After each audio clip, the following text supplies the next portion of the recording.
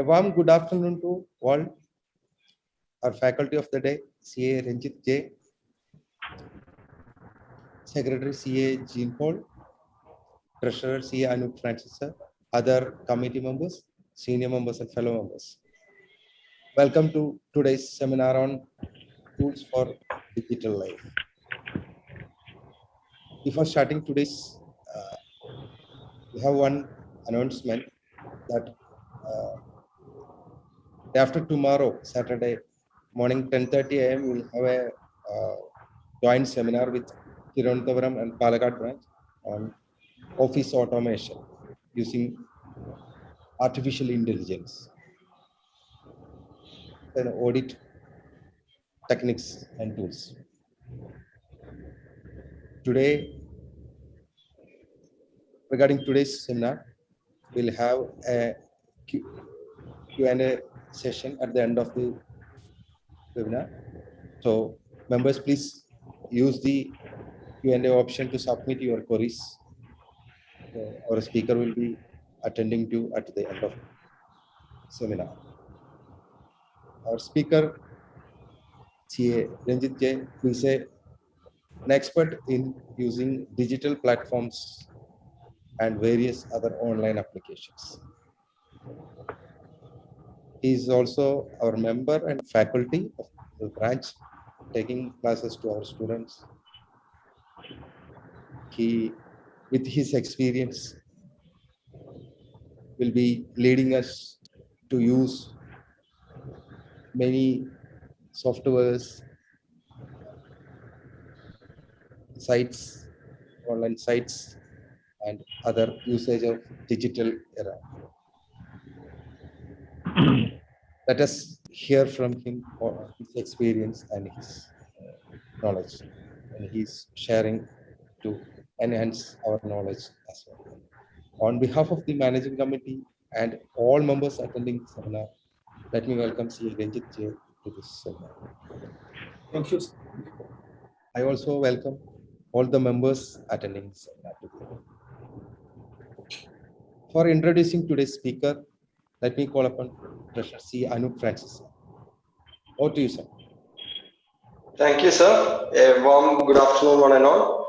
I'm proud to announce or introduce the speaker of today because he's my senior and the motivator or mentor, you can say, on the digital platform. Usually, I'll check with him for all the questions. With these words, let me introduce CA Ranjith J, qualified CA in the year 2009 and later joined in South Indian Bank as a probationary manager.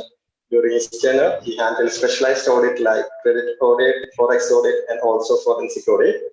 In 2015, he left the job and started his own practice. He is the current managing partner of RANJITH and RANJITH, chartered account firm in THRISSUR. He is also a qualified THRISSUR holder, and he has various certifications like concurrent bank audit course from ICI, CIIBF from IIBF, and various certificate examination on the IT security, prevention of cyber crimes, etc. He used to handle a column in the Viga Daily regarding the digital life or technical aspects on the various normal day-to-day aspects and office workings. And he is the current faculty of THRISSUR branch and the Calicut branch related to advanced Excel and CAD and data analysis. He is married and he is blessed with twins, Ved and Vyasa, last year. And with this words, let me introduce our chief speaker, CA Ranjith J. Thank you. Thank you, Anu, for those wonderful words. This is my first CPE seminar, so I thank the managing committee and the chairman CA Arun sir for giving me this opportunity for presenting this. So I hope all the seniors and everyone present. Can you be little loud? Yeah, one second. Yeah, is it audible now? Yeah, it's fine. Please. Yeah. Yeah. So as I said, this is my first CPE seminar. So I hope the participants will pardon me for the mistakes that I may make during the presentation. let's hope, hope that this will proceed smoothly. So the topic today is something that every one of us use on a daily basis. Most of the services we use on a daily basis. So Sir, but yeah, can you please? Yeah, I think you have to keep it little more closer that your mic. answer.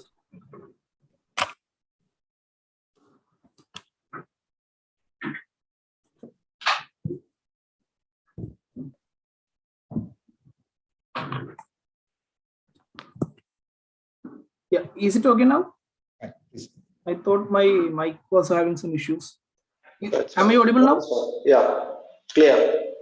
Okay, okay. So,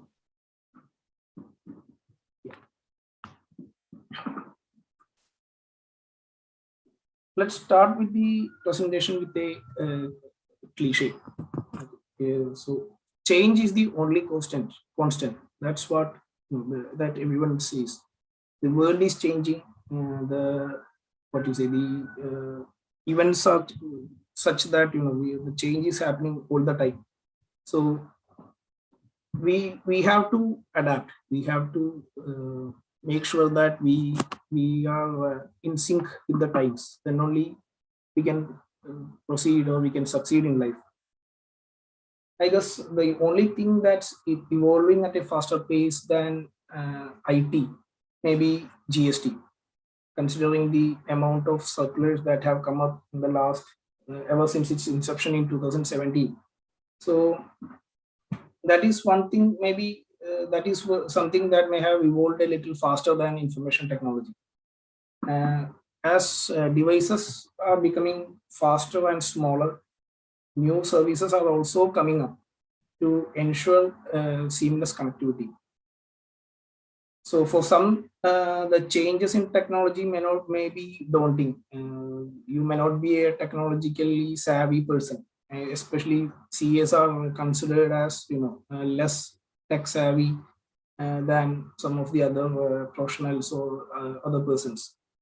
We don't usually deal, or we don't give so that much attention to the IT field as such. But things are changing now. People are understanding the importance of having something like having a adopting more technologically sound or advanced systems. So things are changing. So I hope people are adopting this kind of attitude in the future also. So as I said, we are all familiar, or we can interpret a difficult provision in income tax easily, but we are very reluctant to we are reluctant to implement the same kind of importance in IT. So I hope I can shed some light into that technological part in today's seminar. So another thing that have changed in the recent past, maybe in the last couple of years, is that gadgets are everywhere. It's in your hands in the form of mobiles, and it's on your wrist in the form of watches, and even it will be in the near future, it will be in your eyes in the form of smart glasses and all. So the gadgets are everywhere. People are adopting it, and we will see how we can use them, maybe for a better experience, both professionally and personally. So and these gadgets are interconnected also. Whatever happens in your phone, you will get a notification on your watch, and vice versa. There are watches that can measure your ECG these days. So I guess that will be another feature that may be useful to CEs, considering the stress that we are under. So things are the hardware itself is evolving, and software is keeping the pace. And nowadays, governance has become digital, and we are suffering because of that. If I may add, uh, everything is becoming digital. The filing itself is becoming digital. everything is now communicated through email. The notices are coming in email and the replies are to be uploaded in their portal. So everything is becoming digital, and so in that scenario we have to adopt such a stance where we ourselves have to we have to adopt such kind of digital methods to survive. Another thing that have come in place recently is the collaboration angle. Everything is a kind of teamwork these days. Even if we are communicating with the client, everything is happening through WhatsApp or email. So, and larger companies are adopting things like Microsoft Teams or other kind of collaboration software where people can interact freely. They can share the files and they can concurrently edit any file. They can track the changes. Everything can be done. So work is going to be shared, not like a single person sitting in front of a computer and doing everything. There will be a team, and each team member will have a specific role, and they can collaborate seamlessly through network or other tools and get the work done. So this is something that have come up in the recent past. Work is increasingly becoming more collaborative in nature instead of a one person. So that is something we have to be really careful. So this is the scenario, this is the background in which I will be conducting this session. And we will see some tools that we can use in our daily life or professional practice, which can help us in conducting the work more efficiently. So before we start, as you know, just like any audit report, there are some qualifications that I have to submit. You can say that this is more like a disclaimer than qualification, but still, in this presentation I will be discussing some software. I have listed out some major software that I feel will be more useful, but the list is not at all exhaustive. There are many services out there that I will not discuss purely because then the exercise will become irrelevant. So the list is not exhaustive. There may be software that you may use, but which I have not covered here. It is quite possible. And so that is one thing that you have to keep in mind. Another is that the objective is to introduce the tools, not to conduct an IS audit.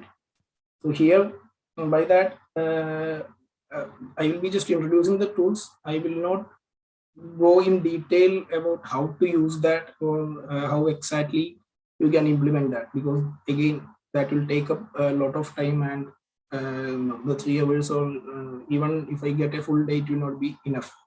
So I will introduce and I will just cover what are the major features of those services are, but I will not delve deeply into how exactly you can use this or what are the how each feature can be used. That I hope you have to find out for yourself, but I will give a overall overview of how these tools can be used. Another, as we keeping the traditions of CA, the views expressed here by me are true and fair and not true and correct. So there may be changes.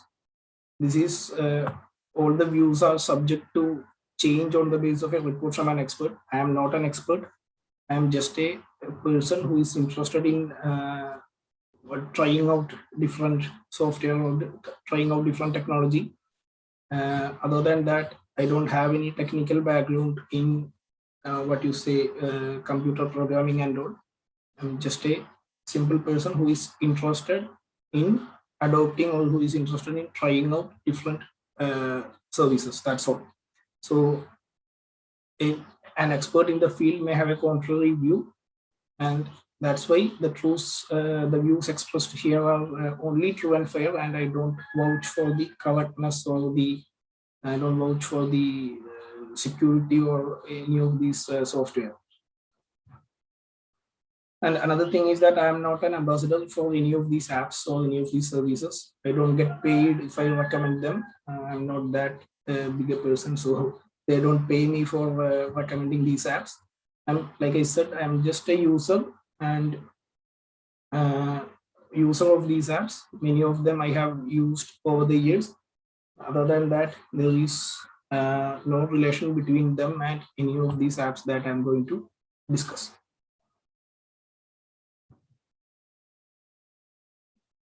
Yeah.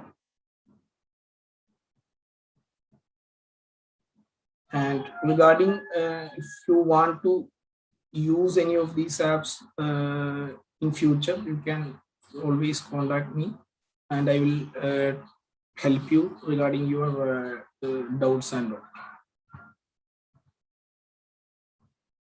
This presentation itself is split into 10 sections, and first we will cover the basics, and then we will have a discussion on cloud storage, and after that we will cover scheduling and tasks, which will be regarding calendar applications and to-do applications.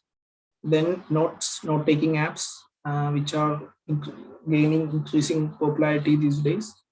And then there are password management apps, which will help us to store and retrieve passwords for different services. Then data security. Then the main thing that is most important thing of these days, that is remote working.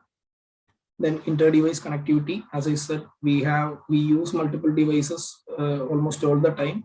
So how these devices can interact, and then some general utilities that we can use in your system, which will help you to work more efficiently. And then lastly, some automation apps for mobile devices, which may be a little difficult, but I will just introduce them. Those who want to learn more about more of these can contact me and I will help.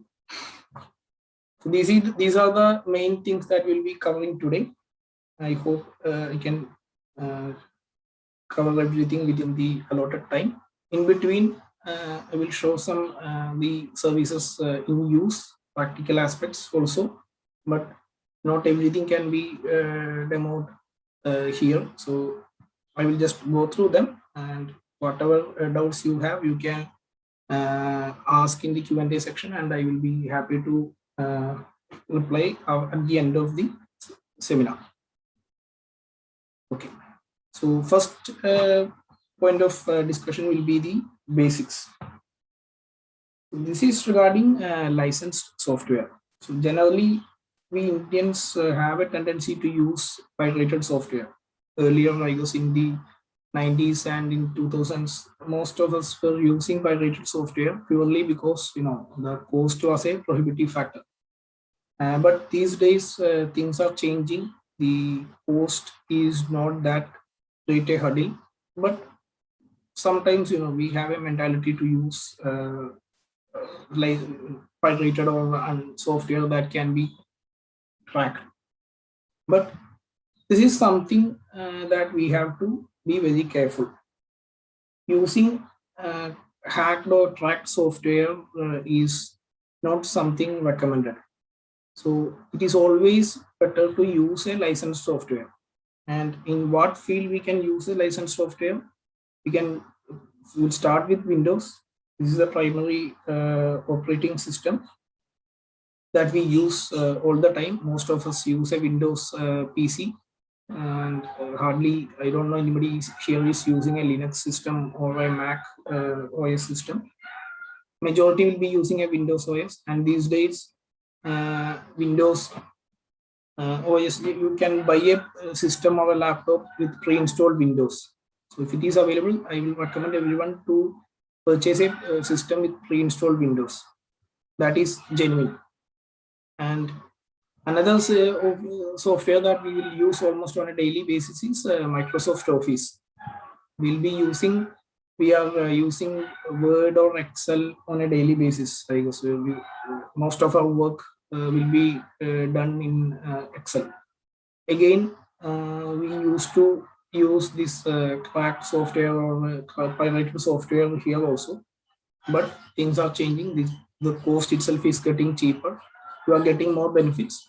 So again, I will recommend everyone to use a licensed software for Microsoft Office, purely because we'll be using Office almost on a daily basis. So the cost is generally worth it. And lastly, try to use a licensed antivirus software. Again, just a couple of years back, there was a random ransomware attack happening all over the place, and some of the members also got affected. So it is always better to have a licensed antivirus software. Don't use a free antivirus software that is available in the internet. There are free antivirus available, but it is better to purchase a license and use that in your system, purely because that will have more accurate updates and more features like a firewall or sandboxing, etc. So use a licensed antivirus in your system. There may be free versions of free software available even for Office. Something like LibreOffice is available, but Microsoft Office is something that is commonly used. So I will recommend everyone to use a licensed software, at least in these three categories. That is the Windows, that is the operating system, and then Office apps, and then antivirus. These are the basic software that we will use almost on a daily basis.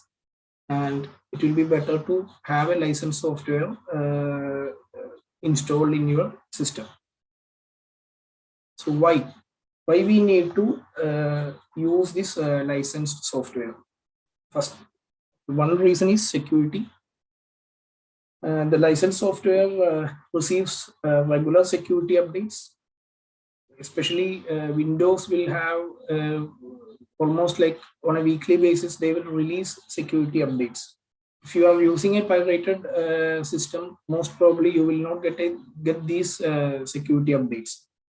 The malware like ransomware or any other virus, they rely on such kind of unresolved issues or unresolved bugs in the operating system or in the software to gain access to your system. But the issue may have been fixed by Microsoft by issuing a security update. But if you are using a unlicensed version, most probably you will not get that update, and the issue will remain open in your system, and the hackers or the virus can then use that issue to gain access to your system. So security is one thing. You will get proper updates regularly, weekly or monthly basis, and those updates will help you to patch up the holes that are there in the software. So security is the main thing that's one of the main reasons why you should use licensed software. Another is features. Most of the or some of the software will provide a trial version or a free version, which will have a limited set of features. Once you pay for the full version, you will get the enhanced additional features and functions. And most probably, most of the critical features, they will restrict only for the paid paying customer. So you will have a freeware available, but once you purchase the license, you will get the additional features and functions. And sometimes those additional features will be helpful to you in conducting the work. That also you have to keep in mind.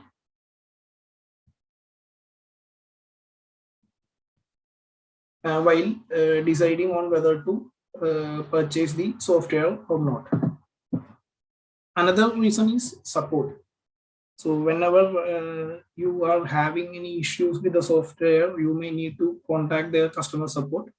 And again, most of the time, the customer support or the priority customer support will be available only for the licensed persons. If you are not licensed person, then you may not get support at all. And again, this may create issues. So you have to keep in mind that whenever you are using the software, you may be you there may arise a situation where you may have to contact their customer support. So once we have the license software, we will get access to their customer support. So whatever issues that we are having relating to that particular software, we can contact them and they will help us to resolve. So this will save us other maybe time and cost as well. If we call somebody that person from local sources, then they may charge you for that.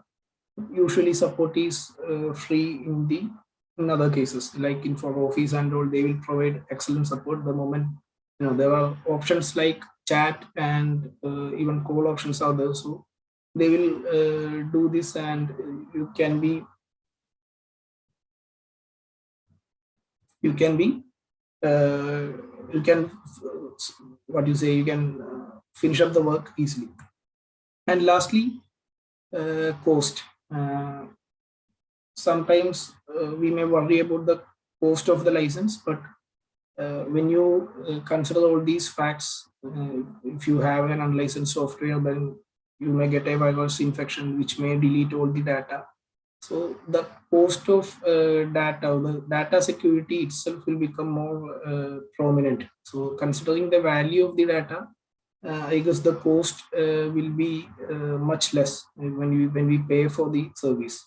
So now we don't have to worry about the downtime or system crashing on a due date when we have the licensed software.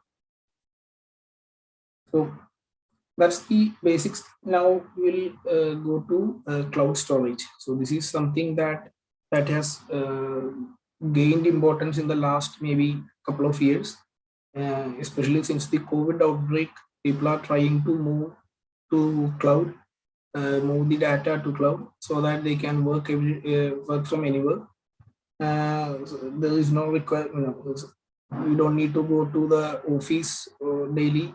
We can get the data from the internet and we can work from anywhere, and all the data everywhere will be updated. So cloud storage is something that has gained a lot of importance in the last maybe one or 1.5 years. So by cloud storage, what do you mean by data in the cloud? So it's essentially a digital data stored in logical pools. You can say that stored in servers, and these servers may be spans the physical storage spans multiple servers. So it may not be a single server. There can be multiple servers. These may be located in multiple locations. Not everything will be located in a single location. So, but for us, for the user, this will not be a problem. We will get the data, but the data itself may be split across many servers located in many locations. And the servers usually are owned and maintained by a hosting company. So essentially a hosting company will purchase or will install servers maybe in one location or maybe in multiple locations, and we can store the data in their servers, and then we can access them from anywhere using their interface.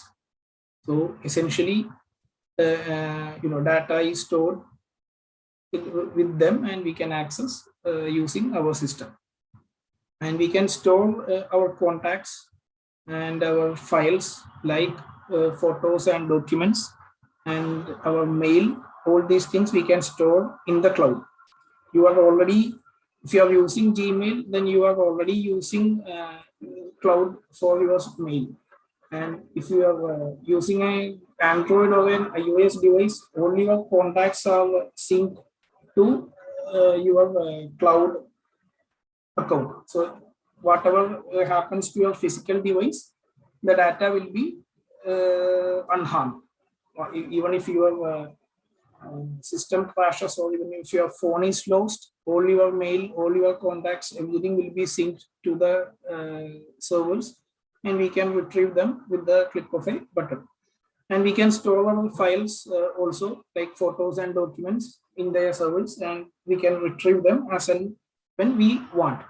So essentially, data in the cloud means data in the internet. We store everything. We can simply say that the data is stored in internet. Whenever we or wherever we have an internet connection, we can retrieve these data through our mobile or laptop device. Most prominent names in the cloud storage business is Google and Dropbox. Also, Microsoft is also providing cloud services. And again, this is just cloud storage. Yeah, I'm not talking about cloud computing. I'm merely talking about cloud storage. Whenever we want to store our data, instead of saving that in the hard drive, we can store the data in the servers available in the internet. So why we should adopt a cloud storage solution? One is security. The data itself is encrypted by them, and whatever data transfer that happen between our system or our device and their server, the data transfer itself is encrypted. So even if somebody hacks into our system, they will not gain access to the communication, or they will not be able to understand that. So that, and whatever data that is kept by these kept in the servers, everything will be encrypted by the service provider. So chances are that even if somebody gains access to their servers, they may not be able to get access to the actual data. Another is accessibility. Wherever we have internet, from wherever we have internet, we can access the data. It doesn't mean you have to be in office. Even if you are at home, or even if you are traveling, if you have a mobile device or a tablet or a laptop that has an internet connection, you can gain access to the data from that location. Only requirement is a good internet connection. So of late, India, the internet situation in India also have improved tremendously. We are having good broadband connectivity these days, and also mobile internet is also becoming faster. So essentially, we can access the data from anywhere, wherever we are. We can get the data. We don't need to be physically present in our office to get the information. Another is backup. Whenever we use a cloud storage application, the data is backed up in real time to the service provider servers. So whatever you do, everything is backed up in real time, almost in real time. So that means if your system crashes, or if your hard drive crashes, whatever, maybe up to the last minute, data would have been backed up to the service provider. So that means there will not be any loss of data. Whatever ransomware issues happen, if they were using a cloud storage service, chances are that they are even if their local machine is inaccessible, their data in the cloud would have been there backed up to the last moment. So usually in such cases, then we could have retrieved the data without having any issues. So backup is one of the most important functions of using or benefits of using a cloud storage app. Your data will be backed up, even if you don't know, even if you don't expressly give the backup option, it will be backed up. Lastly, availability. So even if your data, even if your local machine one day, even if your server in your office crashes, the data will be available in your in the cloud storage system. You can replace the server, or you can either purchase the server or change the hard drive or whatever. You can repair the server, and then just using the cloud storage app, you can download everything back into your system. Pardon, somebody was saying? Dean sir, Dean sir, you're not muted. Pardon, somebody was saying something? Dean sir was.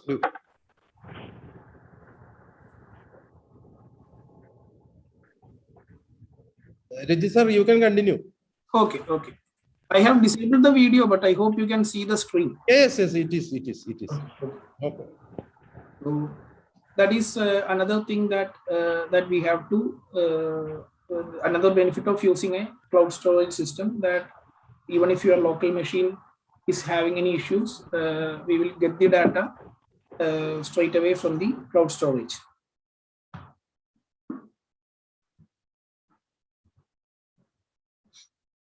So when we talk about cloud storage, I will discuss about 3 such applications that are available. There are other services out there which provide the same service, but usually these 3 are the most common, or the most heard names in this section. The first one is Dropbox. So Dropbox is a service that deals exclusively in cloud storage. They don't provide any other service. They deal only in cloud storage, and they are one of the pioneers of the field. They started long back, maybe 7-8 years ago they started, and they are one of the pioneers of the field. Even before big players like Google and all came to the field, Dropbox was the company that developed cloud storage into a business like this, into something that we see today. And they offer a very comprehensive feature set, we will see. And they using Dropbox, we can store our data in their service, and it usually is one of the most feature-rich service out there. And the second one is OneDrive. OneDrive is used to be kind of lagging behind the major players, but of late they have developed into a good service, and this is provided by Microsoft, and they have combined other Microsoft services with OneDrive, adding more value to what they offer. So OneDrive is becoming a bigger player in the cloud storage space. And lastly, Google Drive. So Google Drive essentially is again a service provided by Google, and usually if you are using an Android phone, this Google Drive will come pre-installed in your mobile device, and you can use this Google Drive to back up your phone or back up your data from your laptop or PC into cloud. So these are the 3 main players that are out there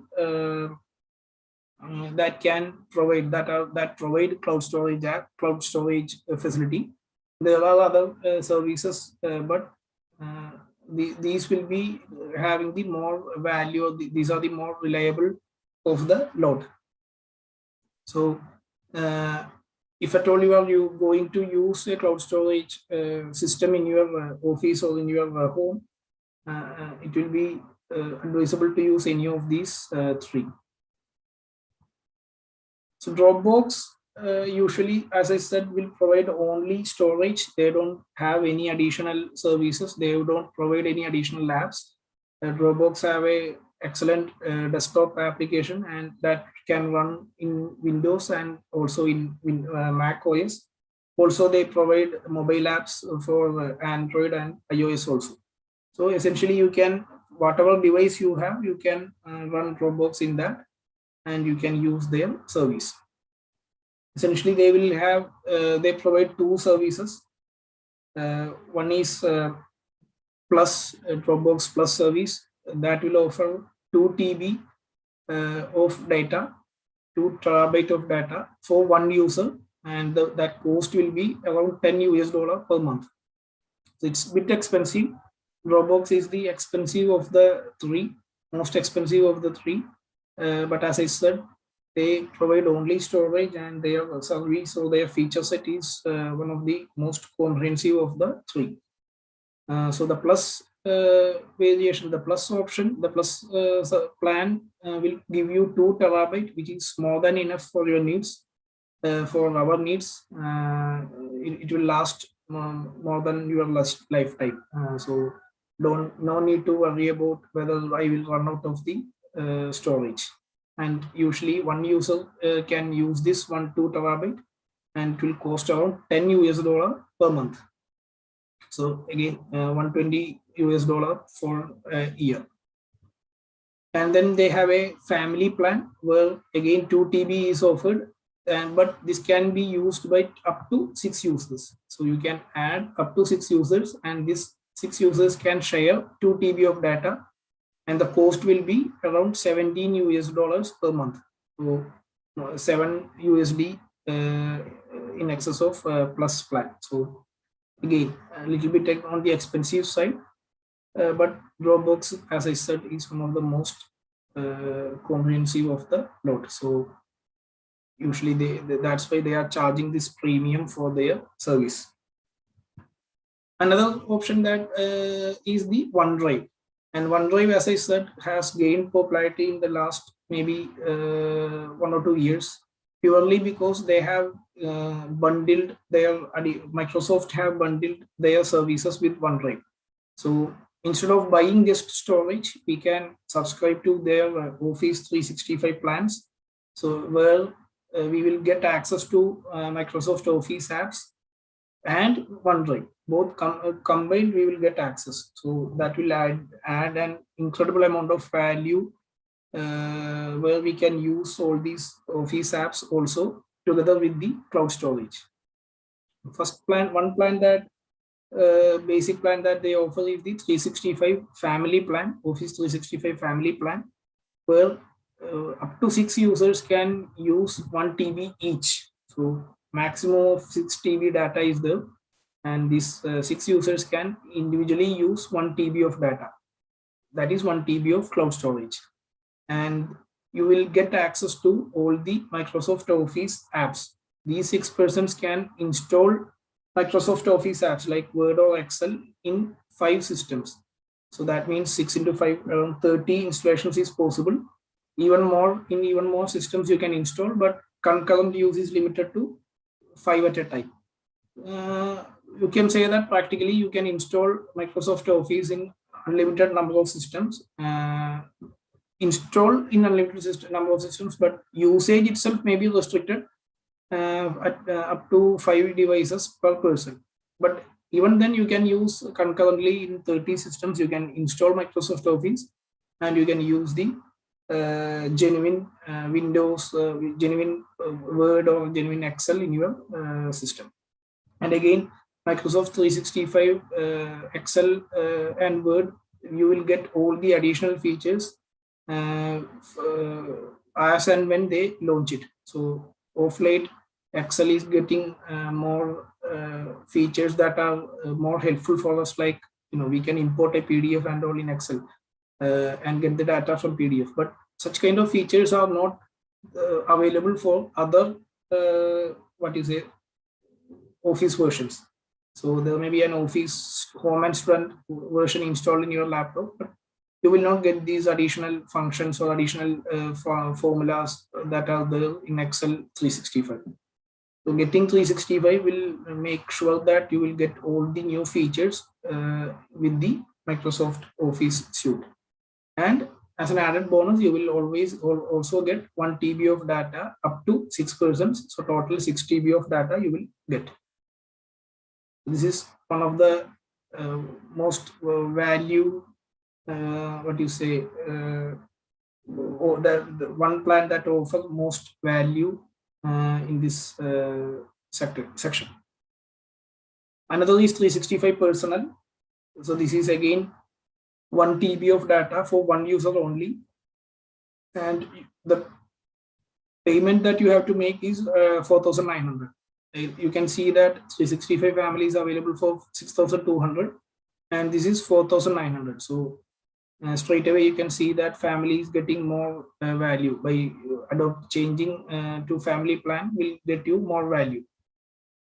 And OneDrive also offer a standalone OneDrive subscription where you will get 100 GB of data for 140 per month. But you will get only OneDrive. You will not get any access to any Office apps.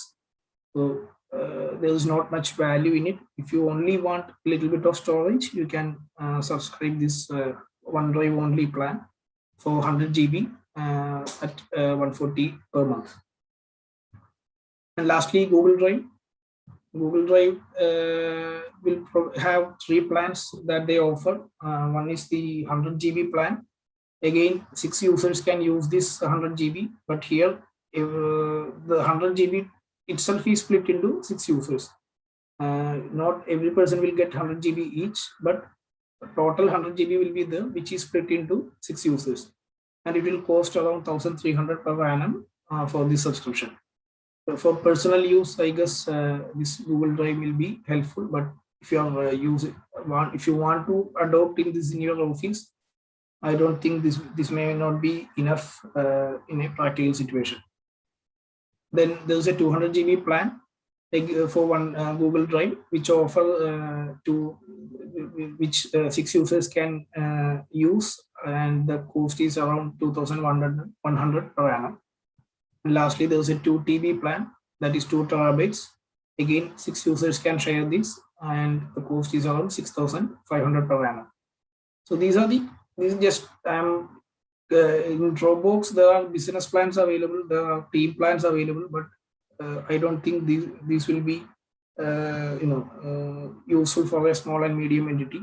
Those plans are there for large scale enterprises having a lot of employees and all. In our case, it is always better to look into this personal or family plans that we can use in our office. So consider comparing all these. We can say that OneDrive, this 365 family plan will offer the best value for a small and medium firm, even for personal or even otherwise. By adopting this OneDrive plan, you will get access to all the Office apps, and also you will get 1 TB of data, which is more than enough.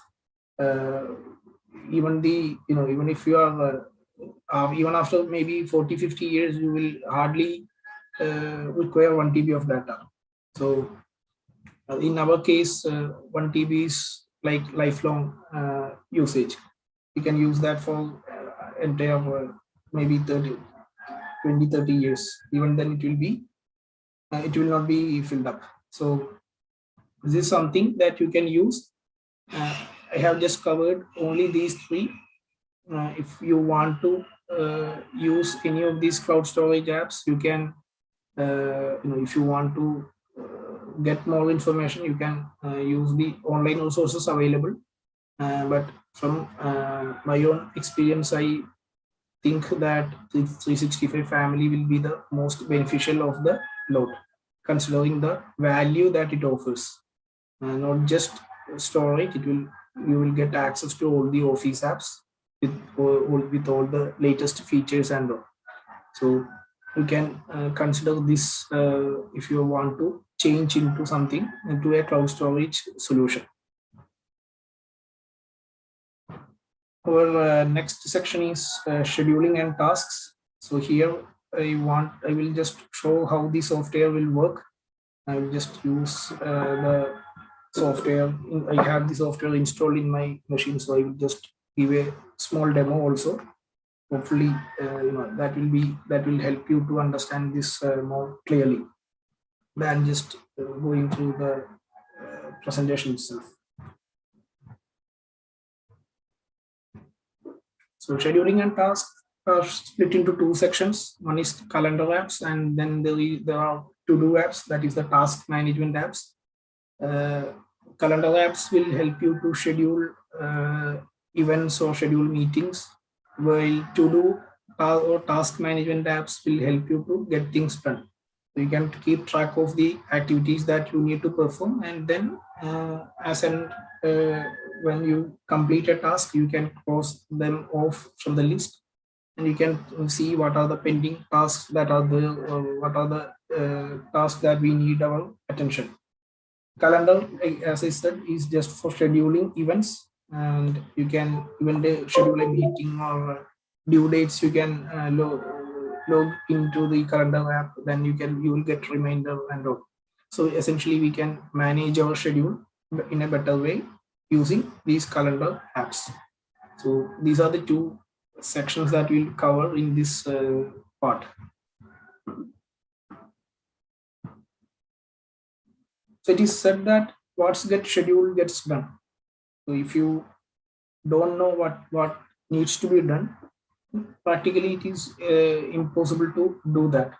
So if you know that tomorrow at maybe 3 p.m. there is a seminar, then you can attend that. But if you don't remember, or if you don't note that down somewhere, chances are that you may forget it, and you may not be able to do that in time. So in our field, it is very essential that we complete the tasks within the deadlines. Once the deadlines, if we miss the deadlines, then most probably it will attract huge penalties, or penal provisions and all, and we will become answerable to our clients or the statutory authorities. So it's imperative that we schedule, or we note down the tasks, or note down the events that we need to follow, and by which time we need to complete the tasks, so that we are always in the green. We don't have to worry about all the activities that need to be done or in the last minute. So it is always better to schedule. It is always better to note down, because in our field, of late, the due dates are becoming more of a headache, because the due dates are coming at a frantic pace. So earlier, maybe a decade ago, there used to be only 1 or 2 due dates that we need to worry about. We had a income tax deadline for non-audit cases, and we had an income tax deadline for non-audit cases, and then there were TDS and deadlines, and that's all. But these days, with the coming of GST, we have due dates every month. So GST 1 is there, 3B is there, composition parties are there. For them, there is another due date. Now TCS is coming up. TDS is the quarterly due dates are there. MCA compliances are becoming more strict. So for Nidhi companies, there are a set of due dates. For private limited companies, there are a set of due dates. Again, income tax is also having a lot of due dates, and the belated return is also now can be filed only within a still limited time. So all these due dates we need to manage. So they are coming at a frantic pace. Almost every month there are a number of due dates. So these may cover from GST or income tax to something, or recently something like an IE code updation, which need to be done. Increased rates of penalties if we miss the due dates. So last year we all suffered through the CFSS scheme, and also by 31st December, if we couldn't file the forms by 31st December, what would have happened, or what happened? We are aware of all those things. So in the last couple of years, because of this COVID situation and all, due dates are changing. So we may think that, okay, July 31st is the due date for IT returns for non-audit cases, but the date itself has changed maybe 2 or 3 times last year. This time they have already extended, and most probably they may extend again, considering the portal situation. But anyway, the dates are changing, and the due dates may be changed because of these local issues, or maybe by changes in the act itself. They may have changed due dates, like due date for filing belated return. They have changed permanently by amending the act. So all these due dates we need to keep track of, and with that we need to keep track of all the hearings, or all the notices that we get, by when we have to submit the notices, but the replies, when the next meeting is scheduled, when the next hearing is scheduled. Everything we need to note down. If we miss a particular hearing, then they may order a judgment ex parte. So all these situations are there. So it is always better to, as and when the circulars or amendments come, if we note down the due dates in a calendar app, then naturally you can see that, you can go back to that. You can use the calendar app in your mobile to know what are the due dates that are coming up in the maybe in the next 2 weeks. What are the due dates that are there, or what are the meetings that I need to attend to, or what are the notices for which I need to reply. So all these things we can note down, we can record in your calendar app, and then we can look that, or we can review that using your mobile or tablet or PC, whatever. So that is one use that we have. Another is plan activities. So when we schedule a meeting, or when we suppose a client is calling, asking you when they can meet. So before giving them an appointment, you have to see what are the appointments that are there for that particular day. Suppose there is a hearing on maybe 10 a.m. tomorrow, but you ask a client to come at that time. So that will create issues. So what are the activities that we can do, and what are the activities that we that are already there? Comparing these two, we can schedule our client meetings or work deadlines, or whatever the even for assessment procedures, and or when we can even if you want to ask for a extension, by which time we can ask. All these things we can plan, provided you have an updated calendar with you. It is very difficult to keep everything in your mind. So by having a calendar app, you can plan the activities in a more efficient and efficient way. Again, we can organize. We can have an organization calendar, like for the entire office. We can have a common calendar. We can feed all the main due dates in that. So, and we can share that calendar with your staff members, so that they are also aware of the due dates that are coming up. So TDS due date is now 31st or whatever, and accordingly they can, whatever work that we have assigned to them, and they will know that the deadline is so and so date. So before that, I need to finish that. So like that, we can organize the activities of your office with the team members, and we can, in that way it will be more, we can organize, or we can manage our office in a better way. So, and lastly, balance. We of late we are working, even after this lockdown situation, we are working in office for maybe more than 12-15 hours. We'll be in our office, and chances are that you will miss important family events, or even your wife's birthday you may miss out. And when that happens, all hell will break loose. So it is always better to have a work-life balance, where work is balanced with your personal life. Not everything is, income tax or everything. Not everyone is concerned about how many returns that we need to file, or how many meetings that we have. So the family also will come into the picture. So you can use this personal calendar for keeping track of all the family events, or the vaccination appointments, or doctor appointments, whatever. Everything can be tracked using a calendar app, so that you don't miss out on such important family events, and we can balance the work and family perfectly. So again, calendar, so far I have told you about all these calendar, why we need to use a calendar. The most common calendar app that we can use is Google Calendar, and this is one of the most widely used and one of the simplest one that you can access. Google, it's part of your Gmail. When you log into your Gmail account, you can also log into Google Calendar from there. And this is available for your Windows or Mac, or even for your mobile device or tablet. You can install the application. And this is one of the most widely used, most common, and most simple one out there. So we'll see how the interface works.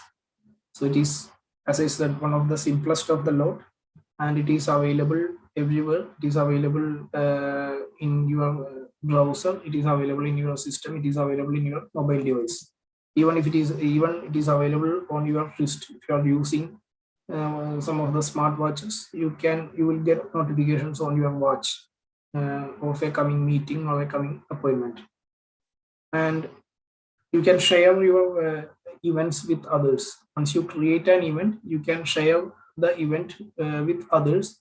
You just need to enter their Gmail IDs and they will get a notification of the event. So if you are sharing a meeting with clients, you can give them a Google Calendar link and they will get to know when the meeting is, where it is, and all these details you can include. And you can, I had shared this idea in the WhatsApp group some time back. Once we have a meeting, CPE meeting, the branch itself can create a calendar event and they can share that calendar event in the WhatsApp group. So once we click on that link, it will be added automatically to your Google Calendar, and you can keep track of what are the CPE events that are coming in the coming few days. So accordingly, you can plan. So suppose if there's a meeting tomorrow at 10 a.m., then you can block that time so that you can attend that meeting. So if you need to schedule a meeting tomorrow, you can see that, okay, tomorrow at 10 a.m. there's a meeting, CPE meeting. So it will be up to 12 o'clock. So the meeting will be scheduled only after 12 o'clock so that you can attend the meeting. So such sharing is possible. You can share any event with anybody having a Gmail ID. And there are public calendars that are there, which will automatically give you all the holidays and all, and add public calendars using this in Google Calendar. It's not restricted to holidays. You can add sports events and all to your Google Calendar to keep track of your favorite sporting team if you want. And all these public calendars we can add freely using Google Calendar, and it is integrated with Gmail. Since this is a Google service, from the mail itself you can create a calendar event. Suppose if the mail is having dates mentioned there, then the Gmail will automatically recognize the timing and all, and we can create a calendar event using that email. And we can set up reminders where we schedule an event, and we can set up reminders where we will get a notification saying that at so and so time there's a meeting or there's an event. So this is another helpful feature where by which we can make sure that we attend the event or the event is not missed. We will just show you the interface. If you haven't seen, if you are not familiar with the interface, I will just show the screen for a second.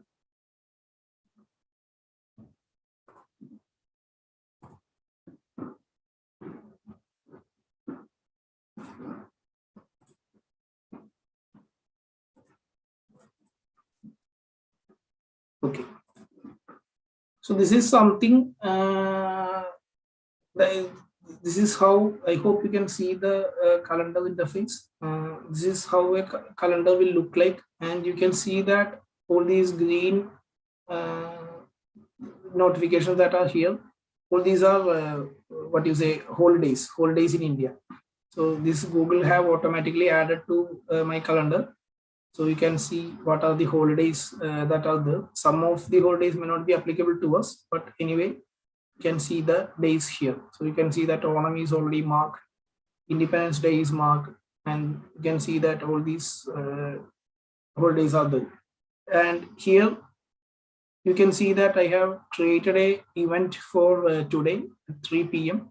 You can see that this is Tools for Digital Life CP VCM. And what will happen like that, if I want to create another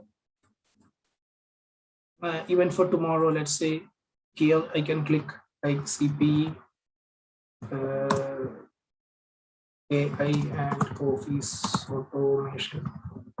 So there's suppose there's a CPE tomorrow regarding artificial intelligence and automation. So I can just create a CPE calendar event for that, and let's say this is an event. We can add task also here, and we can set up reminders here, and then find we can select the date. So here they can click here, and instead of all day events means if the event is for the entire day, we can click all day. Otherwise, we can schedule, click unclick this, and we can add like maybe 10 a.m.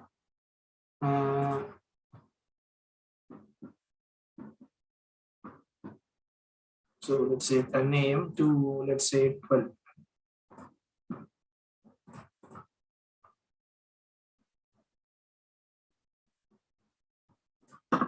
And I can add guests if I want. I can add here.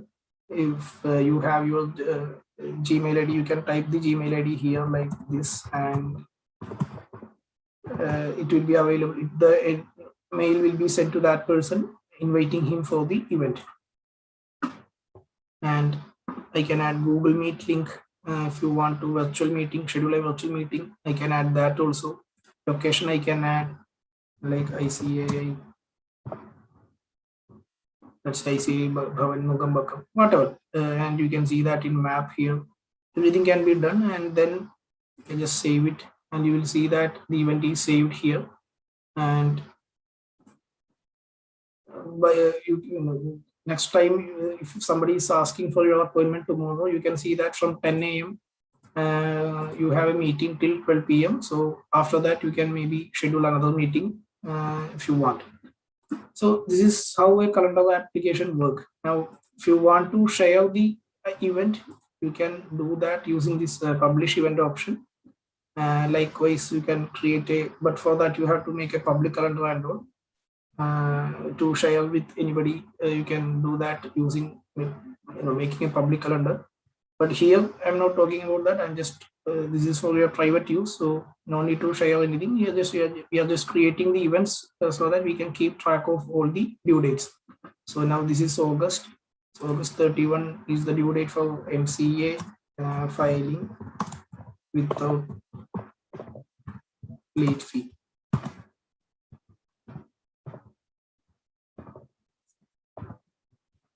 So this is an all-day event. So you can see that okay, MCA filing is approaching. The last date is August 31st. We need to file before that. So, and like this, we can schedule whatever meetings or events that you have, important due dates, everything you can schedule like this. And with one look, you can access this from your mobile device, and you can manage your time more efficiently. Again, like I said, there are public calendars available.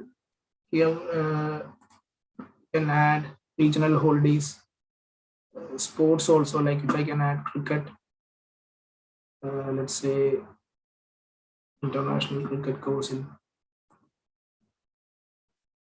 I'm going to add India. And I will just come back, and you can see that now the test match is going on. The fixture is already added here. So you have the matches, what are the matches happening, everything is listed here. So whatever your interest are there, you can add public calendars, or you can create specific events for your personal use, and then you can use this calendar application to manage your time efficiently. So this is all about managing time and making sure that everything is done properly. So just go back to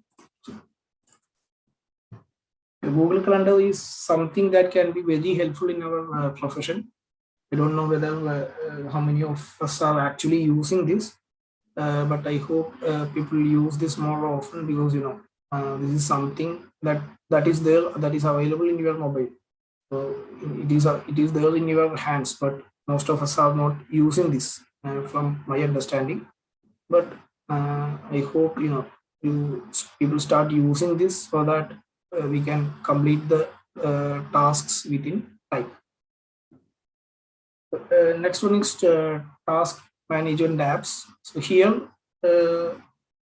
we are concerned about specific tasks. So there is nothing so fatal to character as half-finished tasks. So if you need to do something but you forgot to do that, then I guess it will be very difficult. In our business, in our profession, it can become actually fatal. So there is nothing so fatal to character as half-finished tasks. This is something that Oscar Wilde had quoted.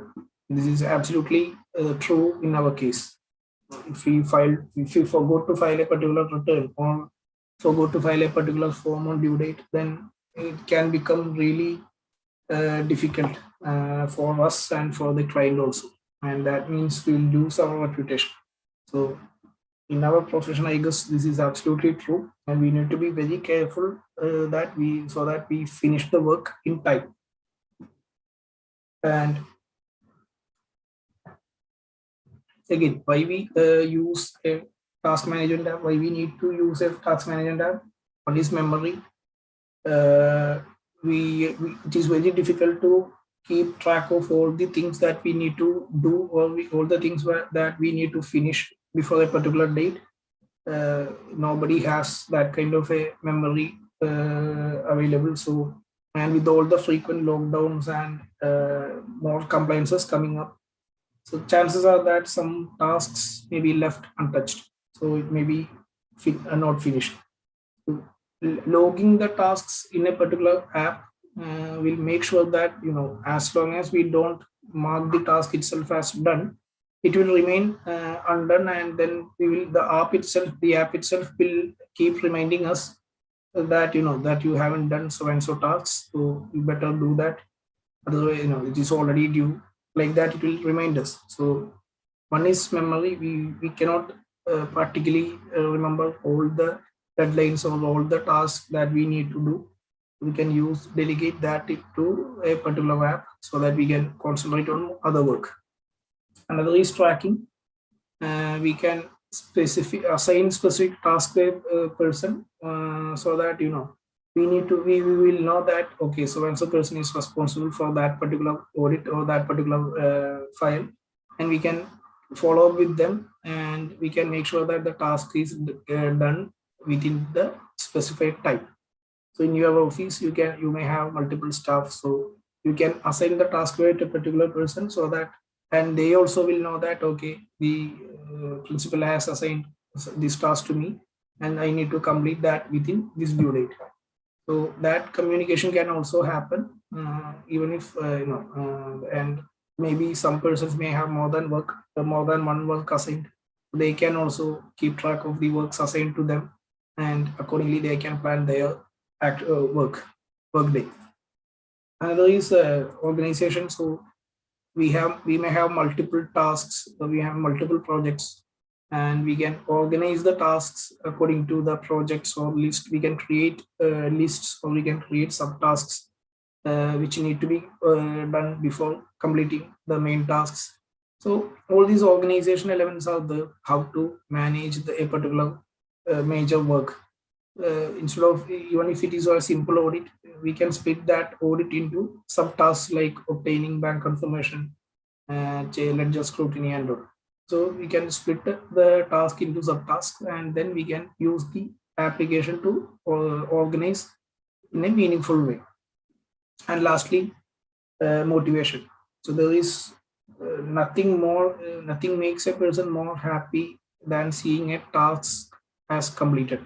So the moment you cross off something after doing it, you will feel that, okay, I have done something. So this is a positive thing. So you can do that even now. Even what are the works that I need to do in a particular day, you can note that down in a piece of paper, and as you complete each task, just try to close it down, and you will see that as and when as you proceed towards completing all the tasks, you will feel a kind of happiness or kind of achievement. Okay, I have done so and so much work today. So this is one thing. Motivation aspect is really beneficial psychologically too. Also, we will feel that we have achieved something today, and that that feeling is extremely good for us. And this is also good for your staff also, as they mark the task as completed. They will know that, okay, I have completed so and so work, now I need to concentrate on the other ones. So that motivation aspect is there, and some of the apps that are there will give you points for completing a tasks. It's just the points itself are no use, but you will feel a kind of it's a motivating factor to make sure that you have completed a task. So that is one aspect that you can use to make sure that everything is completed in time. So when we when we are saying about when we are talking about a task management app, what are the features that we need to look for? And what are the features that we need to look for? One is cloud sync, that is the data itself need to be synced to the internet, to the cloud, so that the data itself is updated and backed up. And most of the task management apps are available for multiple devices. That is, it is available in your system, in your laptop, or it is available in your mobile device. So whatever updations that you do from one device will instantly apply to the other device also. This is possible only through cloud sync. So you need to have that capability. You need to have cloud sync capability and multi-device support. You may be using an Android phone, or you may have an iPhone, and you will be using another, maybe a Windows laptop. So all these different devices that you are using, you should have the data. The app should support all these devices, so that you can have a seamless experience. So when you are traveling, you can see the updates, changes happening in your mobile. When you are in office, you can keep track of things in your laptop. So that multi-device support is essential these days. Sharing is also very relevant in today's scenario, where we can assign a particular task to somebody else, and that person should see that, should get a notification saying that, okay, this person has assigned this task to me, and the due date is so and so. So I need to complete that before that. I need to complete before that date. So that sharing aspect should be there. It's not just we are creating tasks, but there should be a capability to share the tasks with the other person.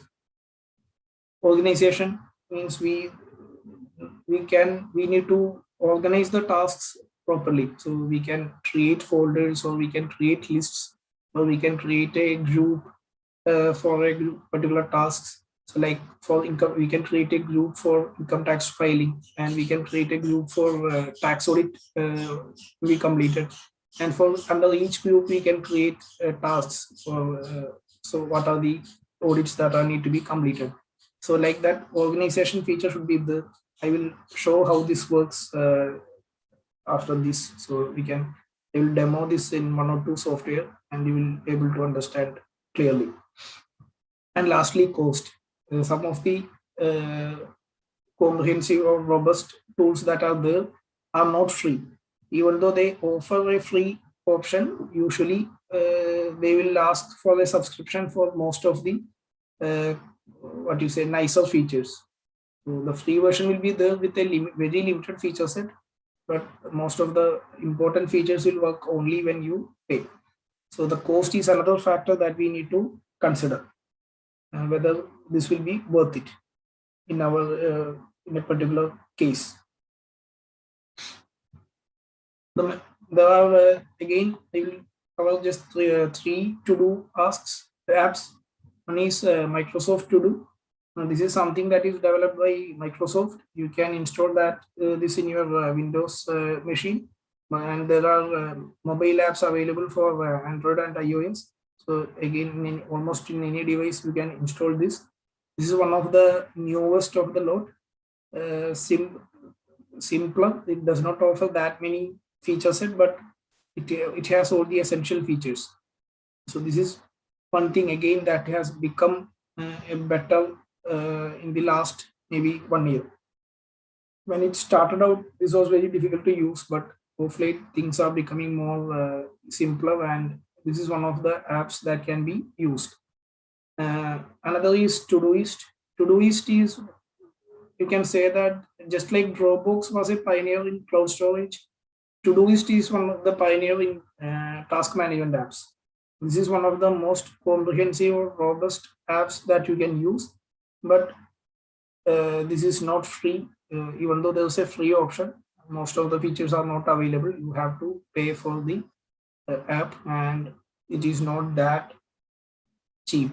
It's a bit on the expensive side, but it offers the features for the price that they ask. And lastly, again, there is a Google Task application. This is one of the simplest of the lot, but since this is a Google app, there is better integration going on. We will see how we can use that also. So these are the three task management apps that are out there. Again, this list is not complete. There are many other apps available. A lot of apps are there. If you go to your mobile device and just try search for to-do apps or task management apps, you will get a lot of results. But these the feature set that they offer is almost the same. There is not much difference. There may be a difference in the interface, but the features are almost the same. And these three will be the most beneficial in our case. So I will just show you the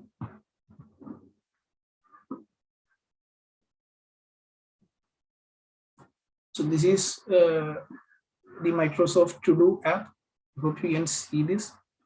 This is their Windows version. You can see that there's a feature called My Day, and there's important, planned, and assigned to me, then tasks, and then there are lists. So I have created some lists like tax audits, MCA compliances, ITR, non-audit. All these things I have created. You can how you create lists or folders, that's up to you. This is for just example sake. You can create as many as you want, but the only thing is that it should not be more complex, so that you yourself will find it daunting. So the setup should be simple, but enough to manage properly. So here I can add a task like prepare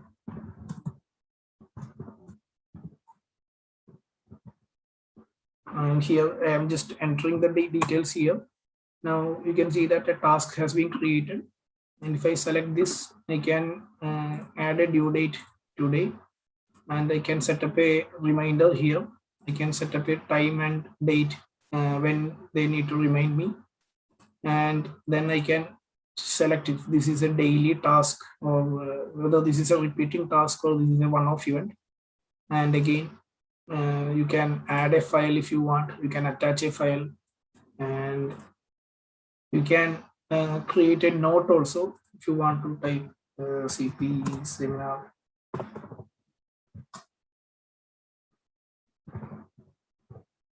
Something notes, if you want to add some notes, you can add that. So in a practical situation, if you are if this is regarding income tax filing, whatever discussions that you had with your client, you can type it here, so that you can later on you can review what happened, and you can assign that also. In My Day you cannot assign, but here in the case of other tasks, you can assign the particular task to any other person having an Outlook ID. So in the Microsoft To Do app, one thing is that you need to make sure that every person that should have an Outlook ID, Microsoft ID, and you can share any task with anybody else having the Outlook ID. You just need to enter their ID, and they will get a notification saying that these tasks have been assigned to them. And you can create these sub lists, any list that you want to create, whatever like GST filing.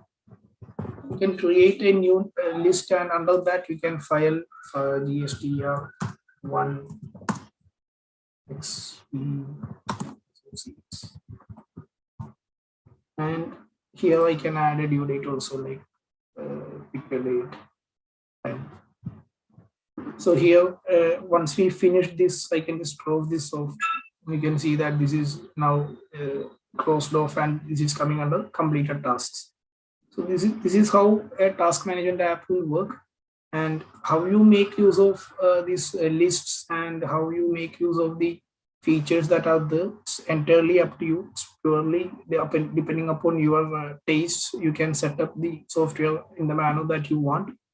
And if your some tasks are important, then you can mark them using the star icon, and it will come under important section.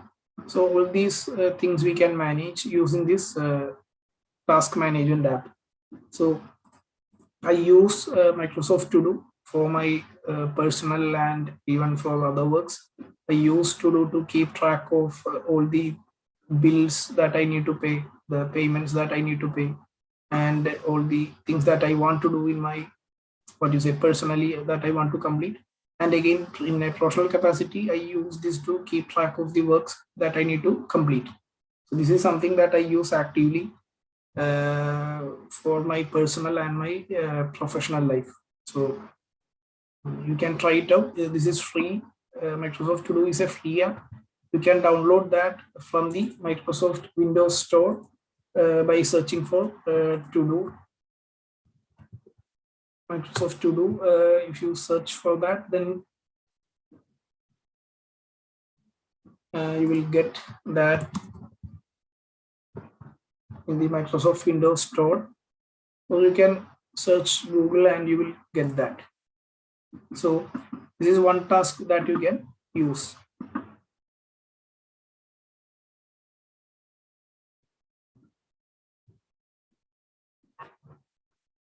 So this interface is okay. The To Do app, it has a simple interface. You have, like I said, very you can, there are some automatically generated lists like important or my day or all those things, and then we can add a task, we can assign them. It's pretty simple. It's not difficult to what you say, understand what is happening here.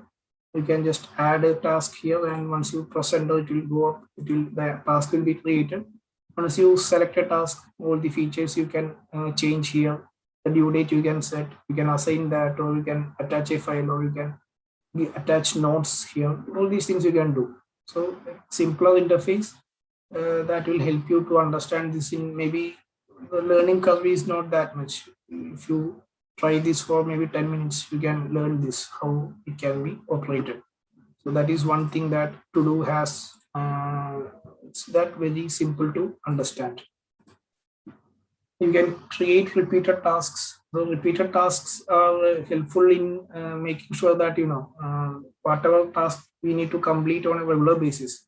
So it may be a concurrent audit that you need to submit before maybe 10th of every month, and there may be some other reports. There may be a GST filing that we need to complete. GST1 need to be filed before the 10th of every month. So all these tasks that are repeating, we can create a single task, and it will help you to keep track of these repeated tasks.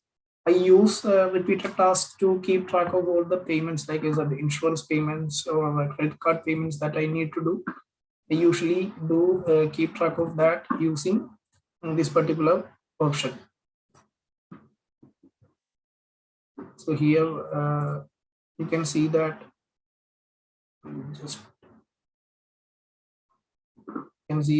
I have created some lists for bills and insurance that I need to post, or credit card bills, whatever credit card bills I need to pay.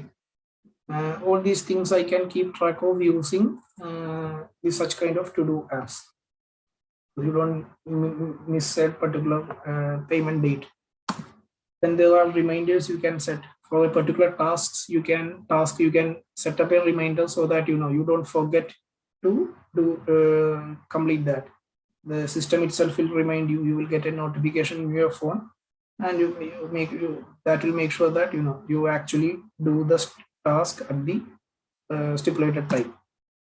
You can create multiple projects, like you can create multiple lists, and under each list you can create a particular task, and for each task you can create subtasks also. So here you can see that here if I can add a step like finish.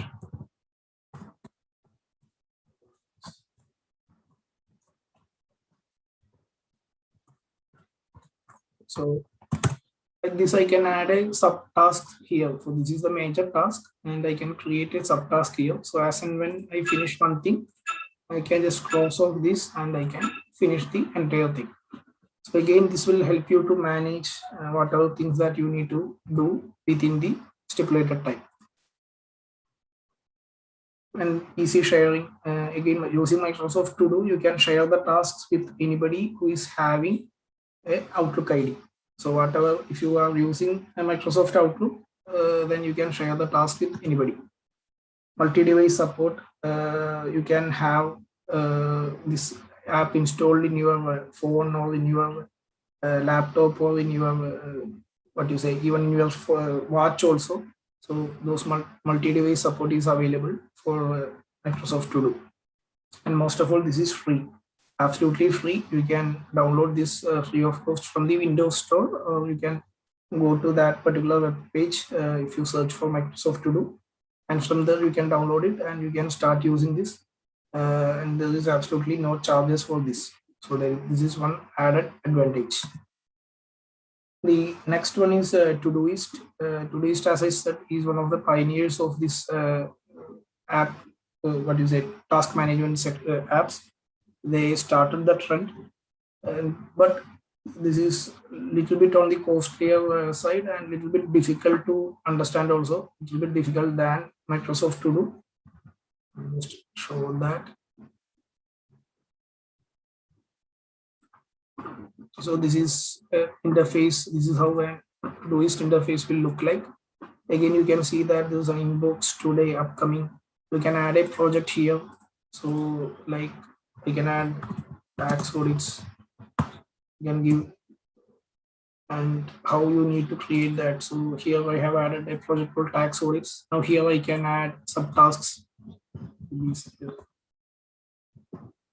So like that I can schedule the task before when I need to complete this. All these things I can do. I can add label these tags to this so that again this is help you to organize the events in a better way. And then there are filters that are available. All these management options are there in Todoist, but as I said, this is a bit of a learning curve. It is not easy to use. It is not easy to pick up. But once you learn that, then this is a bit more powerful than Microsoft To Do. But as I said, this is not free. There is payment that you need to pay. If you want to upgrade, you have to pay, and little bit on costlier side, like it will cost around 3,000 to 4,000 rupees per annum. But you can do that if you want. So this is a comprehensive tool. You can, even in Todoist, you can create repeated tasks and you can do sharing, but sharing is limited because everyone has to have a Todoist account. So bit limited kind of sharing. Comprehensive management, you can manage using all these projects, labels, everything is there. Another plus point of Todoist is that it processes natural language.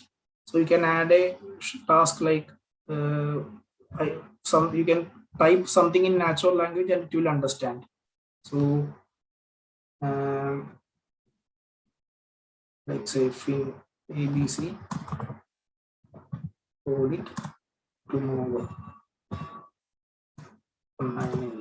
So now it will create. It will understand that the task need to be finished by 9 a.m. tomorrow. So this natural language is something that is very helpful. We can just type whatever we want and it will understand the schedule. And it offers multi-device support. It is available for all the major platforms, including Android, iOS, and everything.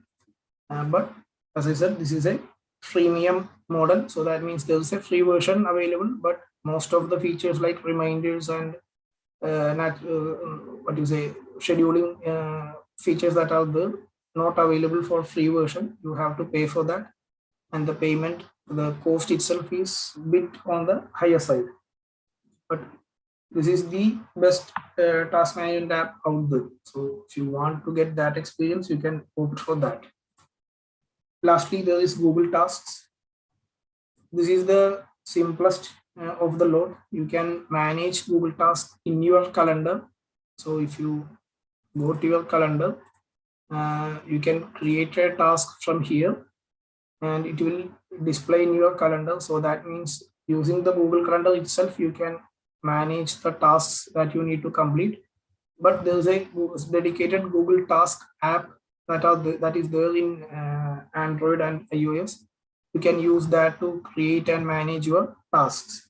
Very simple. There is not much organizational feature that is there. You cannot create projects and all, but for simple operations, you can use this Google Tasks. You can create repeated ones. It has an excellent integration with Gmail, and again, it will work well with Google Calendar, and it has a multi-device support in the form of Android, web, and iOS. So of the three, personally, I use Microsoft To Do. This is for managing my own activities. But if you want to get more robust feature set, then you can opt for Todoist for that experience. But again, Todoist is not free, so that cost aspect also you have to keep in mind. So these are the to-do apps that are good.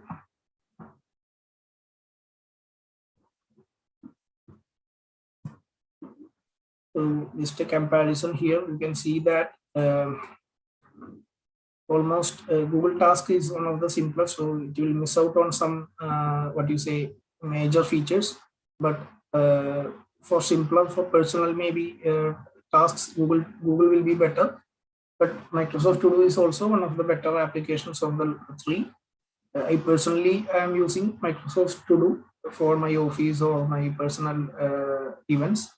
But Todoist is something that I used to use, but since they increased their pricing and all, I have left this. But this is a very good application. Nothing bad about it. Only thing is that it will cost a little bit. Apart from these, there are other task management apps like Google Keep using. There is one called Google Keep here. So using Google Keep, you can do this task management, but this does not have that much organizational capability. So that you have to keep in mind.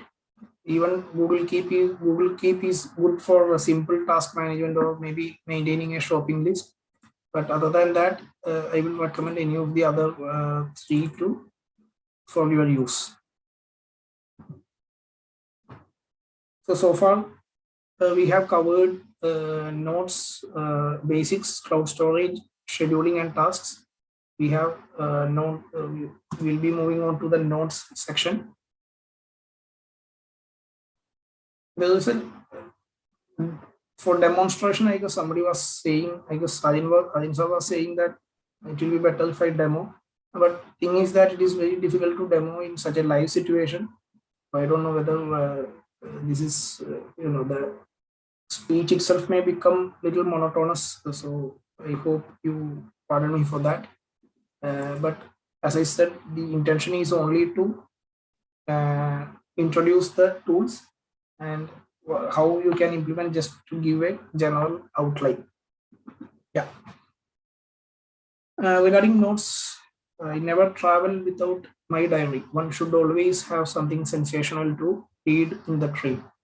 So this is something not related to us in a professional way, but it is always better to keep a log or keep a book to keep track of the events that are happening. or even even if you are keeping this for meetings, when you have a client meeting, it's always better to keep a notebook for that, or keep notes of the meeting, so that later on you can refer to them. So it is always a good practice. Of late, these note-taking apps have gained a lot of importance. People are starting to use them more to collect information and to store information, and this will really help you in organizing everything in a better way. So one reason for using note is convenience. We can have everything in your phone. You don't need to remember everything. You can store data in the note app and you can access that using your phone. So no need to carry a paper or a notebook with you. You can take your tablet or a laptop for a meeting, and you can use that device to take notes. Another is searching. When you use note-taking apps, you can search for specific text within, and you can find it out. When you use a book or something else, it is very difficult to search. You have to manually go through every page.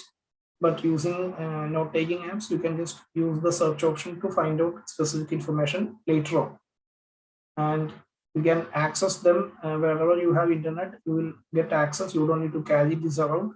Everything is available if you have the internet. And when you're in our field, when you want to research on a particular subject, we can collect information from various sources, and then we can use these note-taking apps to collect and store the information in a structured manner. So if you are studying on a particular subject or a particular matter, then we can use such apps to keep tab of everything that we have collected. This is again, what are the features we are looking for? One is cloud sync. Essentially, the data need to be synced to the internet so that we get the data updated on all the devices and we can access them from anywhere. There should be multi-device support, iOS or Android or laptop or Windows, whatever device that we are using, the app should support that particular device. What the contents, what can be included, we should be able to include PDF files or images or web pages, links, all these kind of data. It should be able to handle, so that whenever we are collecting information, whenever we are studying on a particular subject, we can get the data in a PDF form. We may get the data in a PDF form, and the application should handle that file. So various kinds of file formats it need to handle, and it need to have a robust organization system, that is notebooks, tags, and something like that. We'll just show you how this will work, and then I guess you'll be able to understand that in a better way. And lastly, cost. How much it will cost. Most of the note-taking apps are not free. You need to pay for the service, and so that is one thing that you need to look into. How much you need to pay for the service also you need to consider. So there are mainly I cover only 3 note-taking apps. One is Evernote. Evernote is, as I said, one of the pioneers of this system. They started, I guess, maybe around 12 or 13 years back, and I have been a Evernote user since last 10 or 11 years. So I have been using this to keep notes regarding the audits and all, and personally also I have been using this to keep track of the work that I need to do. So Evernote is the most the robust of the lot. And then we have OneNote, that is by Microsoft, and it is available in your laptop, and it is available for your mobile device also. And then lastly, we have Google Keep. So Google Keep is something that has come up in the last 3 or 4 years, but it is one of the simplest of the lot. But people are using Google Keep more these days. So these are the 3 note-taking apps that I'll be covering. And then we will see what we can do with these apps. Let's move to OneNote. So this is the Evernote application. So this is my this is how I take notes. I have various notebooks here. You can see that I have various notebooks for academics, some personal stuff, and whatever that I need to write. All these are personal stuff, and I have created tags also. So whenever I need to find a particular document or particular file, I can go to this tags section and I can find the document. So here, if I go to academics, and if I go to this CPE seminar tools, digital this thing, then you can see that I have initial outline, everything that I created using this, and whatever information that I am collecting, I'm storing everything in this particular notebook in this software. So I have stored personal details or certificates that are there, identity documents and all I am storing here. And this is having a robust security system. So essentially the data itself is very safe. So I have credit card statements or my personal data, professional data, and whatever things that I'm going to write. All these things I am storing here. So Evernote is one of the most feature-rich version. How you use this is according to it's left to your imagination. I am using this system purely because this is helpful. I can find out a particular data using these notebook organization or tags. Using tags, I can find the data, or I can search the data here and will get the information. One benefit of Evernote is that if you are attaching a PDF document, when you search here, it will search for within the PDF also. If you have a PDF file, it will search within the PDF and it will find out the data. That is another added advantage of having Evernote. And OneNote, because it will be pre-installed in your system. So this is how OneNote will look like. Again, it does not support any tags or anything, but it will have a notebook section and you can create sections here. You can add pages. You can add many kind of contents here. So this is something that is there in your system, laptop. They have a mobile application also. You can use this to manage your information. Google Keep again is a web-based application.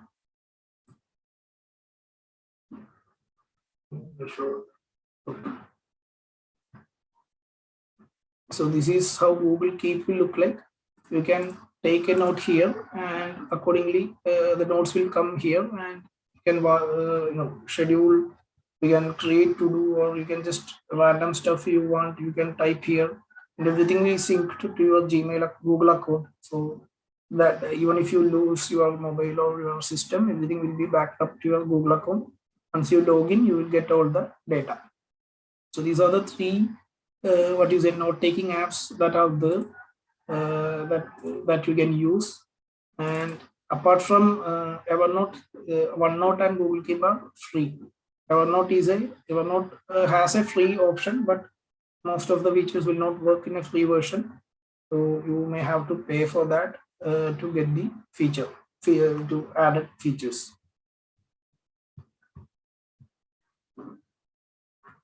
So again, as I said, Evernote is one of the robust note-taking apps out there. I have been using this for the last maybe 10 years, more than 10 years, and I find it to be very, excellent piece of software for this purpose. It has a system of notebooks, stacks, and tags. You can create a notebook.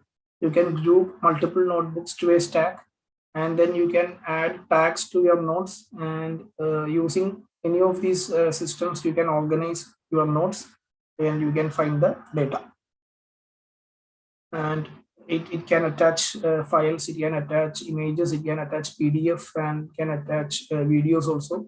Yeah, you can attach links, And when you search for the data, it will search within the PDF, and it will search images also. So if the image has a text there, then it will identify the text also.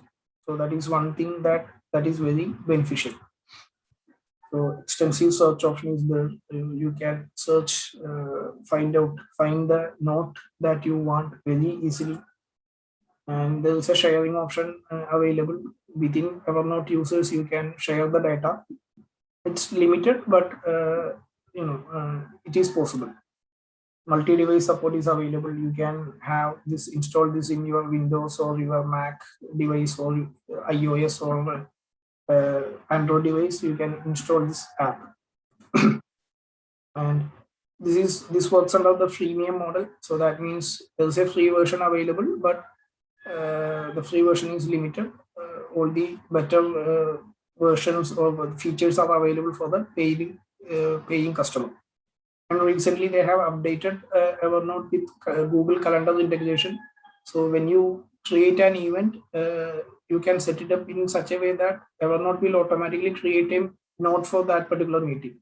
And so that way, so if you are scheduling a client meeting using Google Calendar, Evernote will understand that, and on that particular time, it will create an automatic note using which you can take note for that meeting. So such kind of features are available. There's a task management feature available in Evernote also. You can create tasks, you can schedule it, and you can mark them completed, everything you can do. But that is just they have just launched all these features like Google integration and tasks. They have launched just 1 or 2 weeks back. So these are under development. So not as comprehensive as some of the other software, but all in all, this gives you one of the better experience and more comprehensive feature set. And it's not that expensive, around 2,000-2,500 per annum it will take, but it's worth it. Once you start using this, you can store all kind of data here, and you may find it very helpful. OneNote is the simpler one than Evernote. Simple, but interface may look similar to what you see in Microsoft Office, like in Word or in Excel. And you can, in that way there is no learning curve. If you are familiar with Word or if you are familiar with Excel, then the interface is almost the same, and it comes preloaded in Windows. It's part of Office 365, and it will integrate well with other Office applications. So if you try to print a particular document from Excel or Word, you may have seen an option to print to OneNote. So that option is there. You can export data from Microsoft applications directly to OneNote and vice versa. So that is there. It will communicate well with the other Microsoft applications. You can attach files, and it is available for multi-device, and since it is a part of Office ecosystem, again, this will be helpful. Google Keep is the simplest of the lot. If you have a Gmail ID, you can start using Google Keep. It is available for your mobile device or laptop or whatever device that you want. It is available, and it is for simple note taking. It supports tags and color manage colors. You can color code a particular note and all, but not that much robust a system. You can still start using this. This is one of the simplest, not having any learning curve at all. And it will work with other Google products like Google Calendar or Google Gmail. It will work well. Since this is a Google product, it will work with other Google products. So that integrations will be there. And again, this is available for multi-device. It is available for Windows and for other software for other platforms as well. Password management, because we struggle with passwords almost on a daily basis. Whenever you are creating a password, you may have seen such kind of messages. Your password must contain a capital letter, 2 numbers, a symbol, and inspiring message. So this is a bit exaggerated, but you will get the message. So there are all these restrictions. It should be within 8 to 10, 8 to 15 characters. It should have a capital letter. It should have a lower case letter. It should have a number, but number should be consecutive, and it should have a symbol, and they may specify the symbols that we can use. So there may be a lot of conditions that are there for creating a passwords, and we have to remember a lot of passwords. We have net banking, we have our own mail IDs, Facebook ID or Gmail ID. Then we will have client passwords that we have to manage, all these income tax and other portal passwords. So we have to manage all these passwords, net banking passwords and all. So it is particularly very difficult to remember everything. And these passwords, some of the, in case of net banking and all, they will ask you to change the passwords maybe once in 60 days or 90 days, according to the policy that they have. So it is very difficult to keep track of all the passwords. You may need to, it is very difficult to remember. It is very difficult to keep track of the changes that is happening. And once you forget a password, it is very difficult to retrieve. In some cases, it is very difficult to retrieve also. So in all these cases, it is very difficult to manage passwords. So that's where we use a password management application. So there are applications designed specifically for password management. It will store the passwords in an encrypted form, and then whenever we are trying to logging into a particular portal, it will show us the passwords that are stored there, and we can log into the site using the app itself. So a password manager is something that offers a secure storage for all the different passwords, and it will integrate with your web browser, and it will automatically enter your username and password when you are logging into a website. And it will generate, if you want to generate a secure password, it will have a tool for that also. You can just click a button and it will generate a password for you, and you can then copy paste that to the system. But usually the entire password manager will be protected by a master password that you need to remember. And using that, once you enter the master passwords, all the passwords that are stored will be available to you, and you can then use any of these passwords for logging. And usually everything will be multi-device. So password manager should have support for Windows and mobile devices as well. Since we are using mobile devices more these days, it should have that kind of support as well. These are the three password managers that I'll be covering. One is Dashlane, another is LastPass, and then KeePass. This Dashlane and LastPass are paid applications, while KeePass is something that is available freely, and this is open source also. So if you are into open source, then KeePass is open source as in free as well. So Dashlane and LastPass are, like I said, free services. You can store as many passwords as you want, and it will be available in all your devices. So both provide this cloud sync option, and that is you can sync all your passwords directly to your internet. So the data is updated everywhere. Once you change a password, it will update, and the updated password will be available in all your devices. It has multi-device support available for Windows, iOS, and Android, and both offer a robust feature set. So we can store not only passwords, but we can offer credit card information, and we can store. It will show you whether any of the passwords have been hacked. Suppose your password for a particular service, if the service has been hacked, it will give you a notification. So such kind of robust features that is available, and there is a free version available for these, but it is very limited. So it is always better to have a paid option for achieving this. I've been using Dashlane for the last maybe 8-10 years, and have found it find it very useful. KeePass is something free. It is available, or it is open source. Anybody can download this for free, but this is available only for Windows and Linux. You cannot use this in a mobile device, and this is available only for a single machine.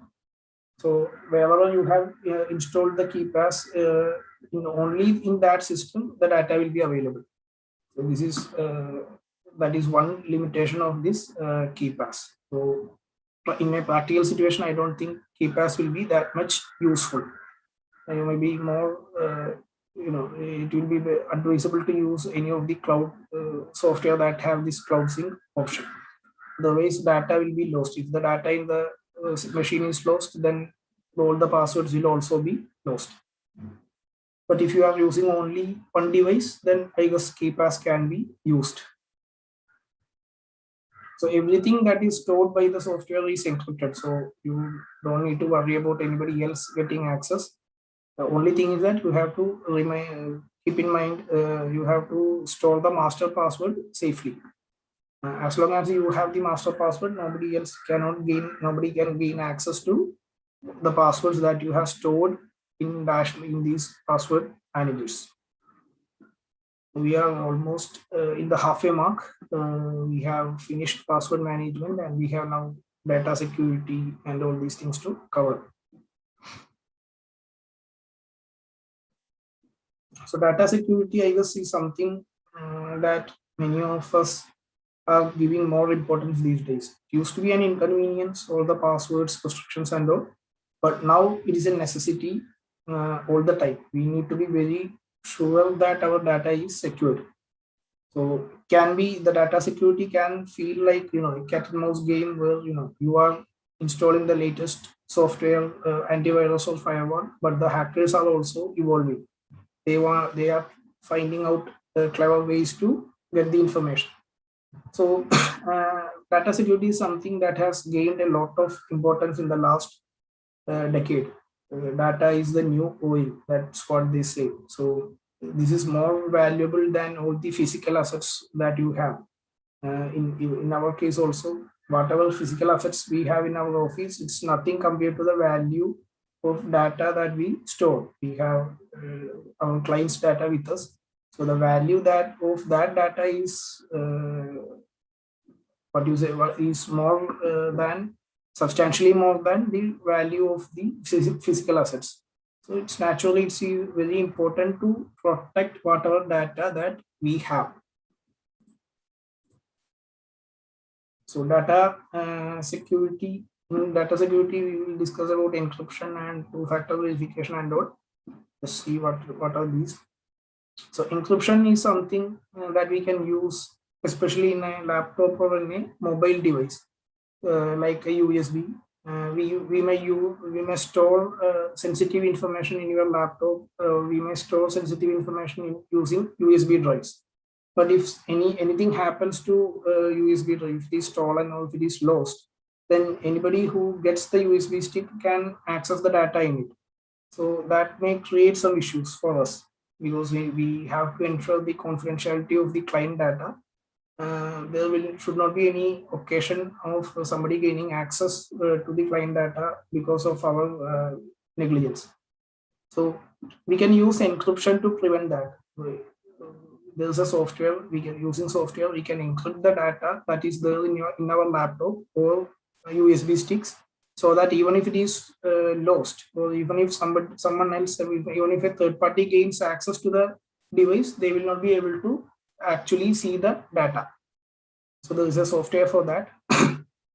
So using that software, we can protect whatever data that we have in our system. So this is especially useful in laptops and USB sticks. Whenever you are giving a laptop for service, the service people will gain access to your hard drive. So whatever data that is there in your hard drive, they can access. So all these may create issues regarding client confidentiality and all. It may create issues. So encryption is one thing. We'll see how we can do that. Another is two-factor authentication. Two-factor authentication is kind of software service. It's not a for most of the online services, we have a two-factor authentication available. I don't know whether how many of you have actually using or have enabled two-factor authentication. If you have not enabled two-factor authentication, I will request everyone to do that at the earliest. If you are using Gmail or if you are using Outlook, there is two-factor authentication option available in the settings. You can go and you can enable two-factor authentication. It essentially means a dual verification. Once you enter the passwords, once the system validates the password, it will ask for another layer of verification. So essentially, two types of authentication need to be enforced. So at the time of signing in, it will ask for one more verification other than the password. So it adds an additional layer of security to protect the user's account. So even if the password is available, even if the password is get hacked and somebody else gain access to the password, they will not be able to log in. Once they log in, it will ask for the two-factor authentication, which only we know or which only we can provide. So that way, even if the password is lost, the person who has got the password, they will not be able to log in. So especially if you are using Gmail for your office mail, I will urge everyone to enable two-factor authentication right away. If you have not done, it is available in the settings page or in your Google account page. You can enable two-factor authentication, and two-factor authentication can be done many ways. One common method is one-time passwords. The system will send a password and OTP code to your mobile, and once you enter the mobile code in the designated place, it will log you in. Another is it will ask you some questions. Some net banking apps, net banking pages will do that. Once you do a transaction, it will ask you some questions that like what is your birth city or in which school you studied. Some personal questions it will ask, and once we answer correctly, it will log us in. And there is another biometric option also available in some devices. You can, once we give the thumb scan, it will log us in. So it is usually done in banks and all. If you go to a bank, you can see that there is a fingerprint reader in most of the terminals. So once the employee will log in, he will enter the passwords, and then he has to also scan the fingerprint to log into the system. So it can be dynamic pins also. There are devices that in case of some companies, they will provide you with a device. It will have a number displayed, and the number will keep changing every 30 or 40 seconds. And once if you want to log into the company system, then you have to enter the password and then enter the code that is displayed in the machine. Once you enter that only, you will be able to log in. So that kind of two-factor authentication is there in Google. Also, there is using your text message option is there, or you can create a Google Authenticator app. Using Google Authenticator app, you can create codes, dynamic codes that you can enter and log in. So this two-factor authentication is something that you need to enable. If you haven't done, do that. It is available for all the major web services. It is available for Google and it is available for Facebook, so that even if your password is hacked, nobody will be able to log into your system using that password. So have to request everyone to enable two-factor authentication if you haven't done already. Lastly, antivirus, like I said in the beginning, have to use a antivirus software having firewall capability, so that all the system is clean. There are no ransomware attacks, or when students plug in USB drives, the system is not infected with virus or malware. And it should have a firewall capability to make sure that even internet borne attacks are not happening. So always use an antivirus, always use a licensed antivirus and not a free antivirus. Free antivirus will have a very limited feature set. So it is always advisable to use a paid version.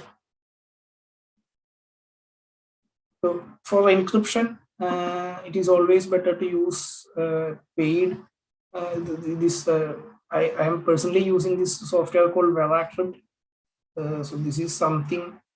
One second.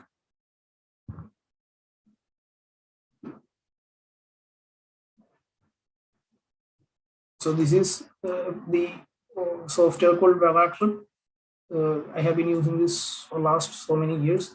So what essentially it will do is it will you can create a folder in your hard drive, and it can encrypt that particular folder and whatever contents that are there.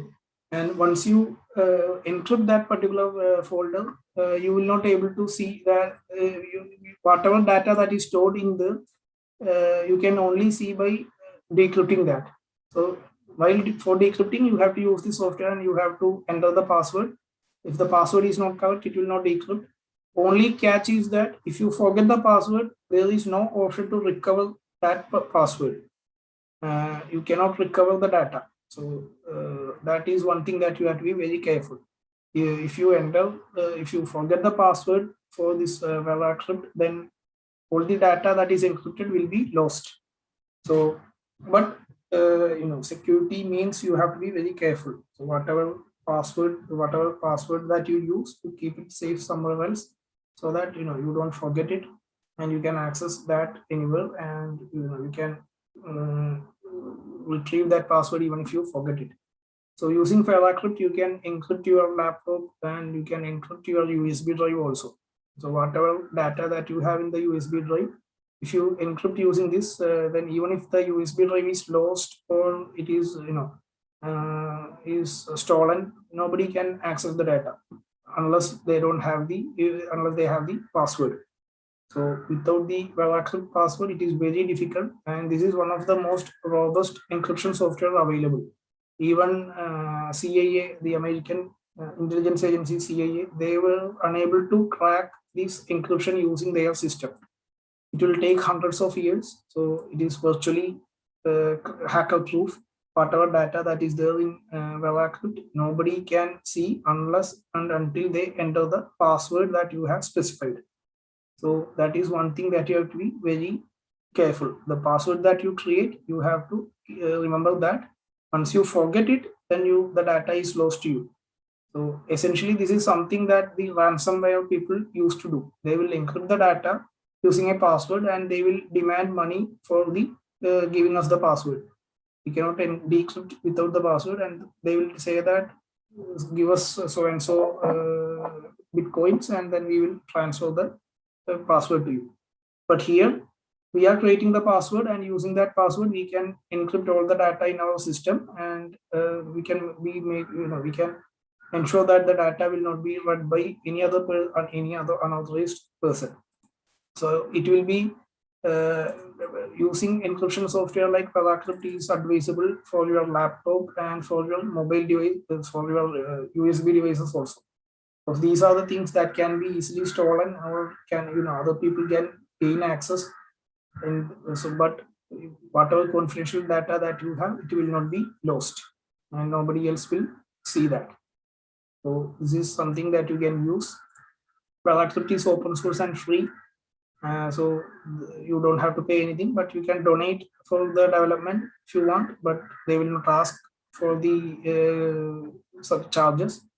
It will encrypt the data, it will encrypt the hard drive, or it will encrypt even in the entire hard drive, or it can encrypt a part of the hard drive also.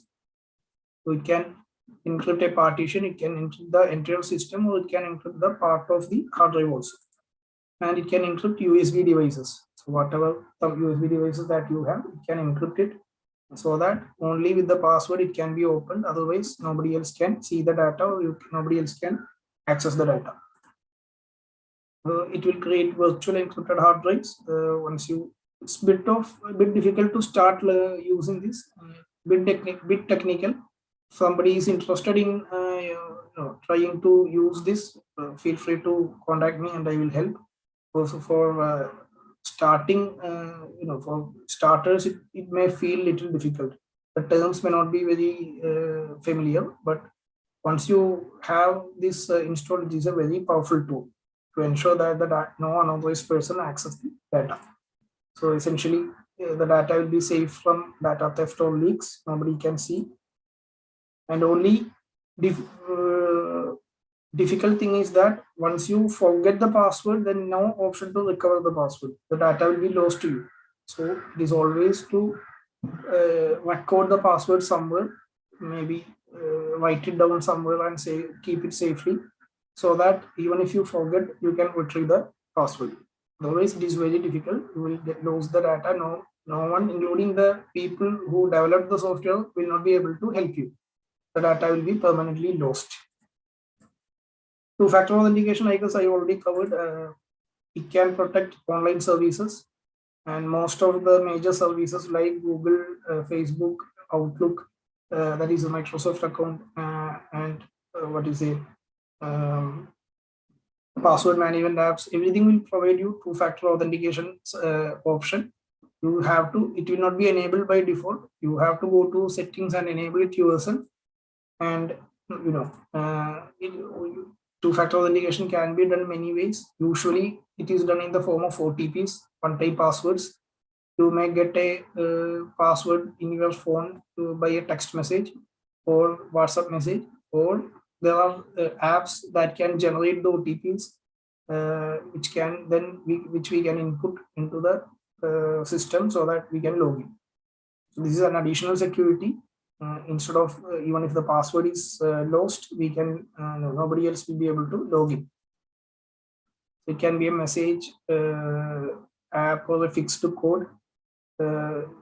Sometimes in WhatsApp, because WhatsApp have a two-factor authentication system where we can input a particular code, a static code, and whenever we install this, whenever we install WhatsApp in a new mobile, once we log in, it will ask for the two-factor authentication code.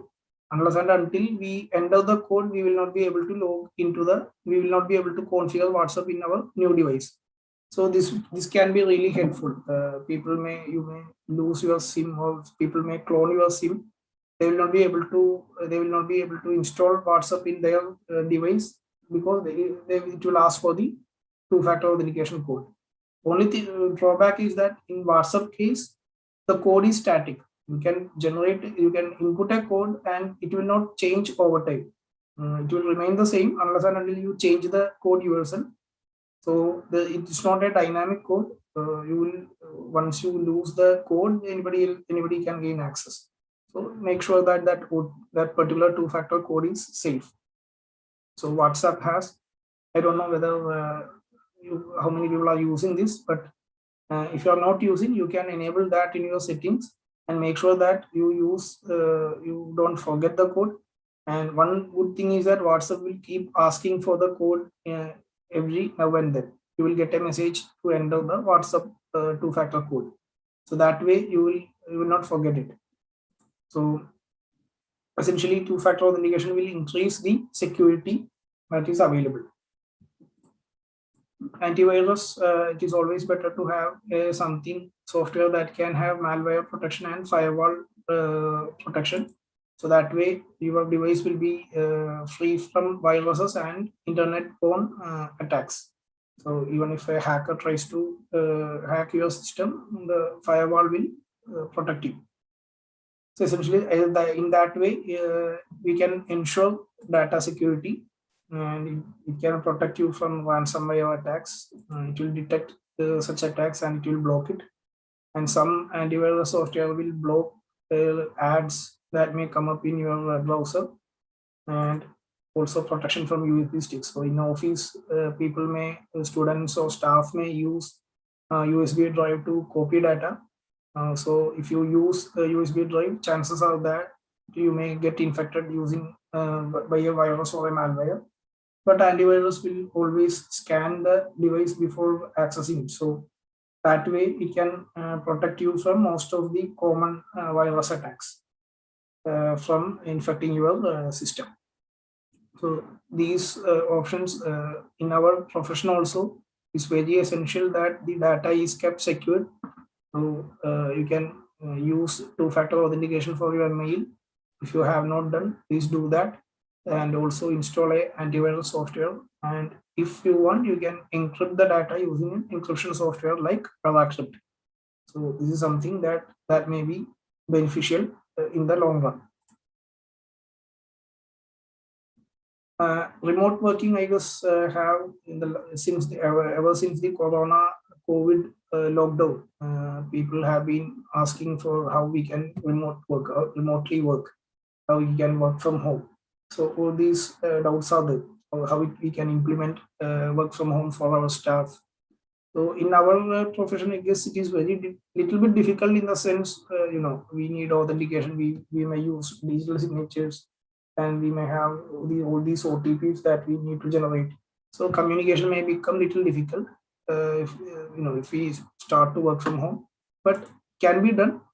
Not 100%, but we can at least get the most of the work can be get done using remotely, using any of the tools that are available.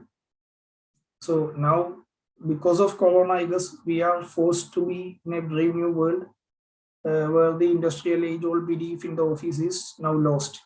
There is no concept of office.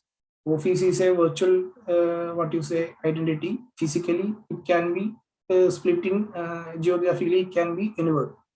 So I can sit in my home. In this case, in the case of this virtual seminar, I am sitting at my home, and everyone else is sitting in their office or home, and we are participating seamlessly in this interaction. So although this is a forced kind of scenario, now I guess small companies are opting for this kind of virtual setting because that is more beneficial.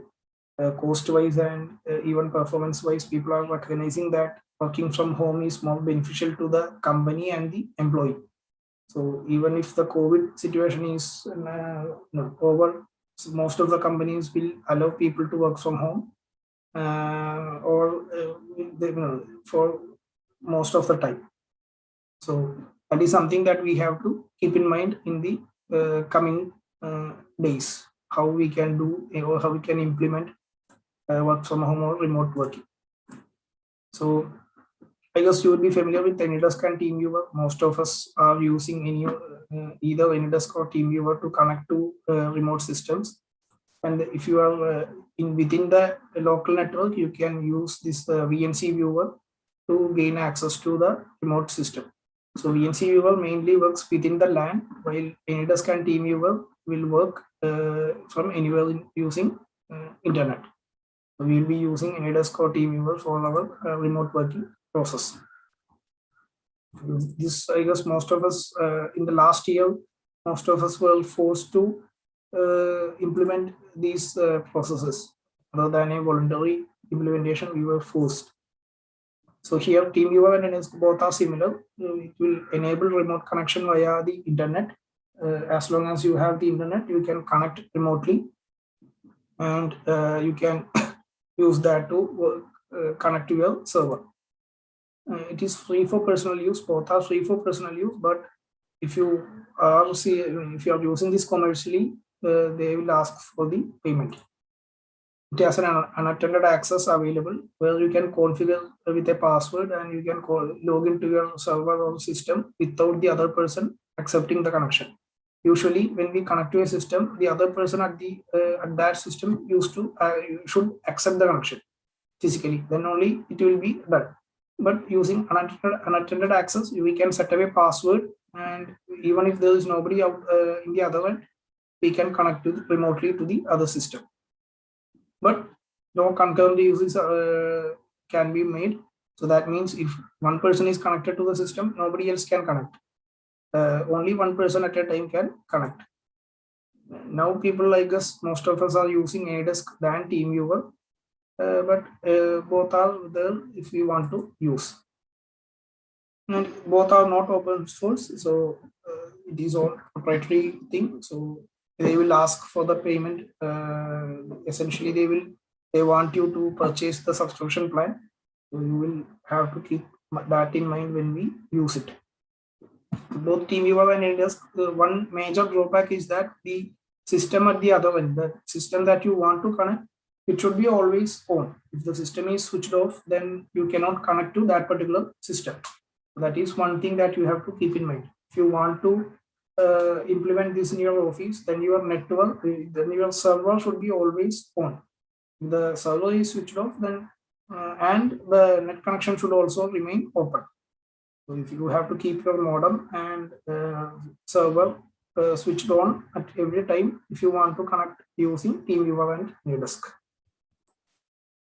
PNC viewer is works well in the LAN. So within the local network, if you want to connect to a particular device, you can use VNC viewer.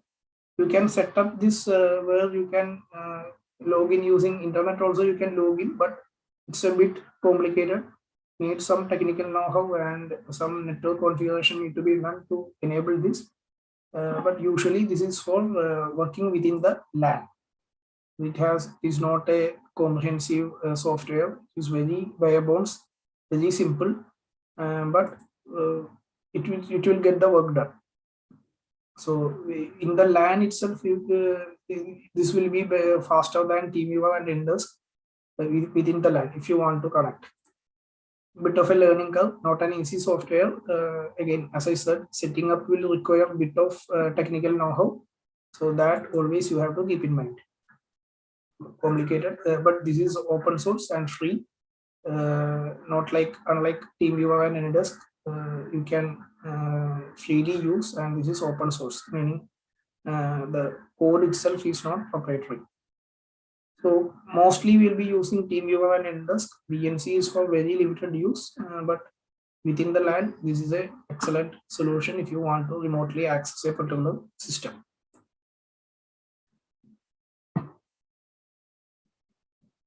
Another major fee, what is a service that is there in the cloud computing field is Amazon Cloud, AWS.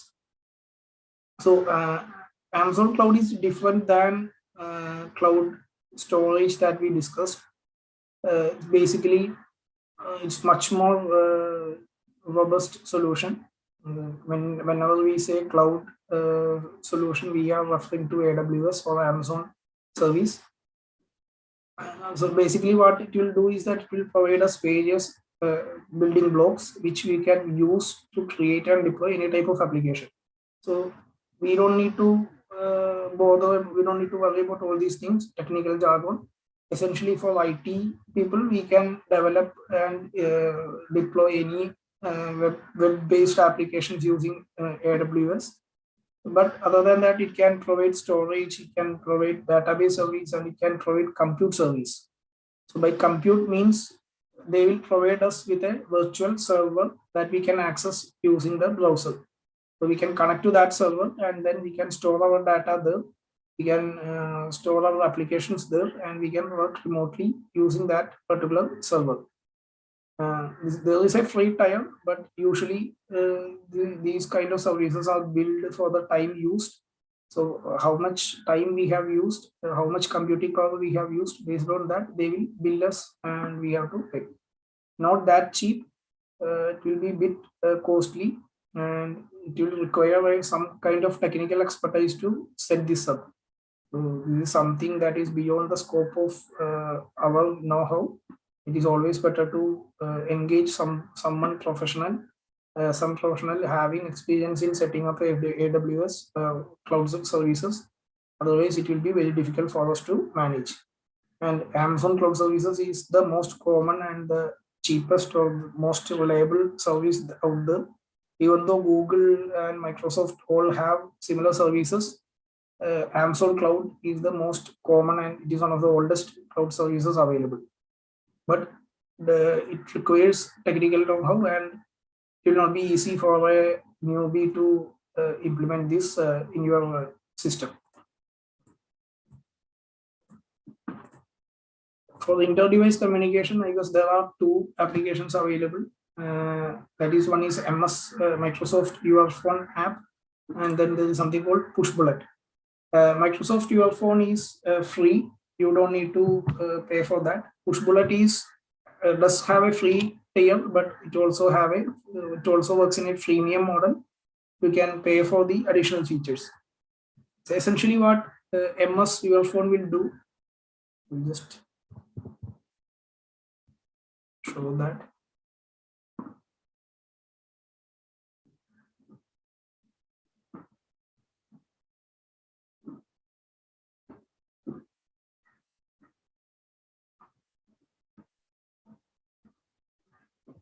So what essentially it will do, it can connect your phone to your laptop. So that way you can see the messages, you can receive messages in your phone, you can receive notifications, and you can see the photos that are there in your phone, and also you can make and receive calls using your laptop.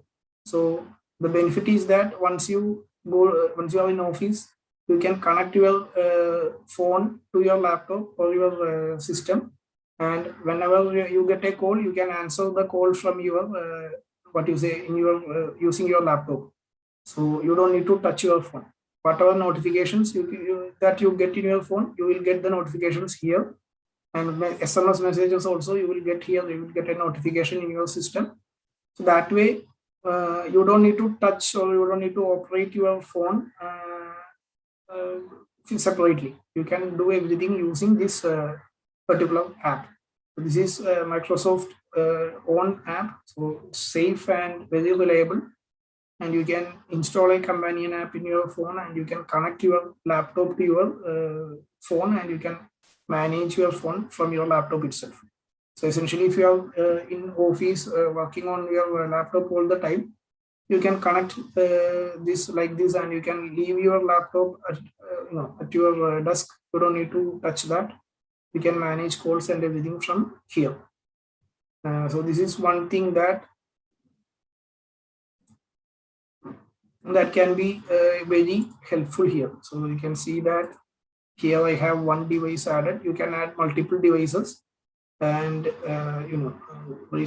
since I have set this up recently, not all the features have been enabled, but you can manage your phone using your system. So this is one app that can be very useful if you are working all the time in your laptop. Then you can use this system app to control your device.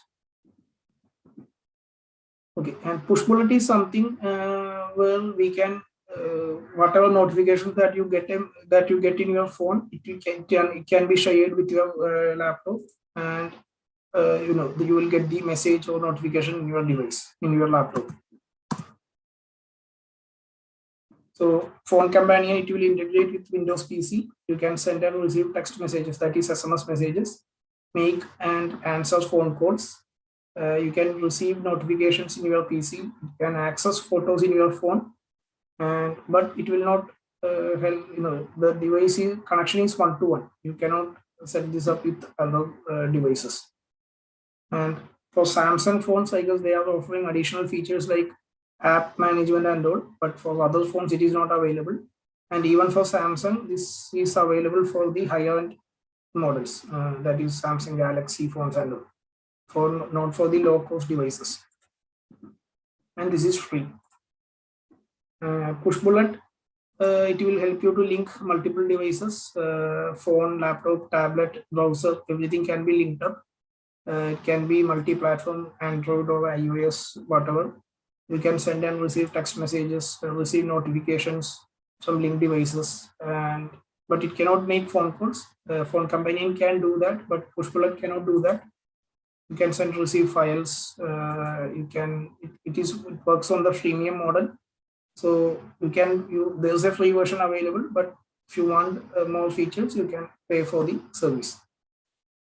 So push bullet is something that is really helpful to get notifications from multiple devices together in one device. So we are towards the last section. Some general utilities that we can use. So one is called Phrase Express. This is freely available.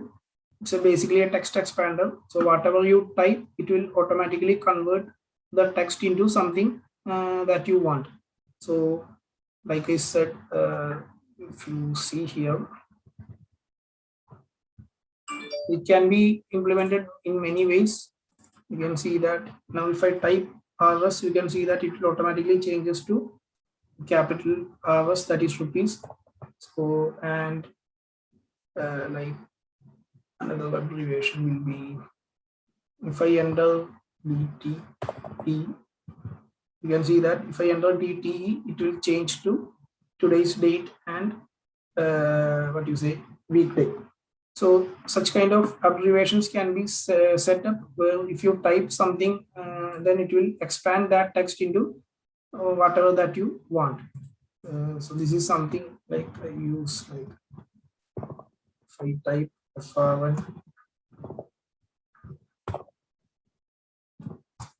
you can see that it will automatically convert into FR1 from registration number. So like that, anything can be done. You can set up all kinds of rules. You can set up abbreviations, and let's say another abbreviation is whenever I download 26AS, I rename the 26AS with the date.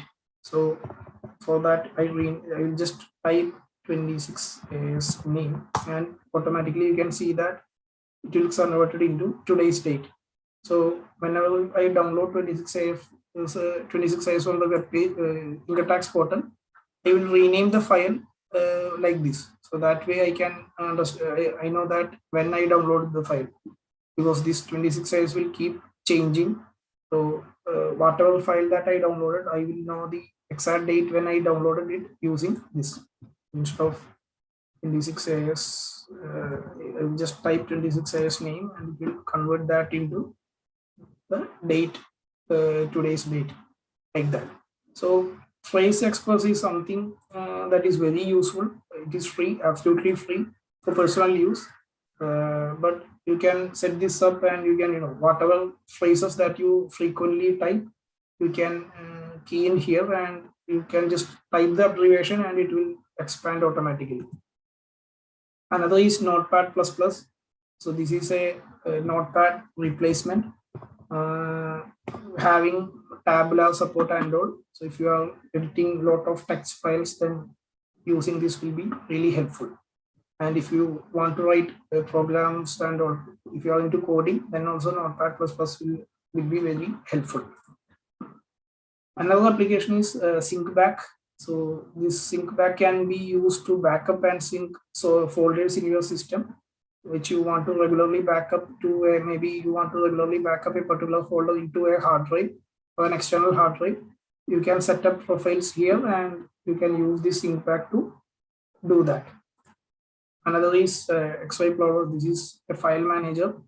Again, one of the something very simple, but this is really helpful when you have a lot of files to manage. Instead of the normal file explorer, you can use XYplorer to use multiple locations and all. Again, this is free, but paid version is available. SyncBack also, a free version is available, but most of the main features are available only for a paid version. So XYplorer is another thing, simple utility that will help you to manage your work more easily. Another utility that you can use is 7-zip. Using 7-zip, this is a WinZip replacement. This can handle all the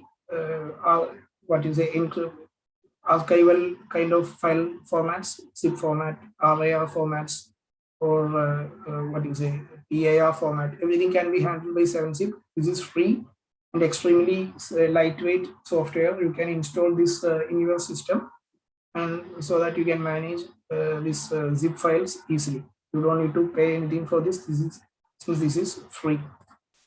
Another is some mail client called Newton. This is not free. It's a paid service. But if you have multiple email IDs to manage, then something like Newton will help you. And also it has additional features like word receipts and all.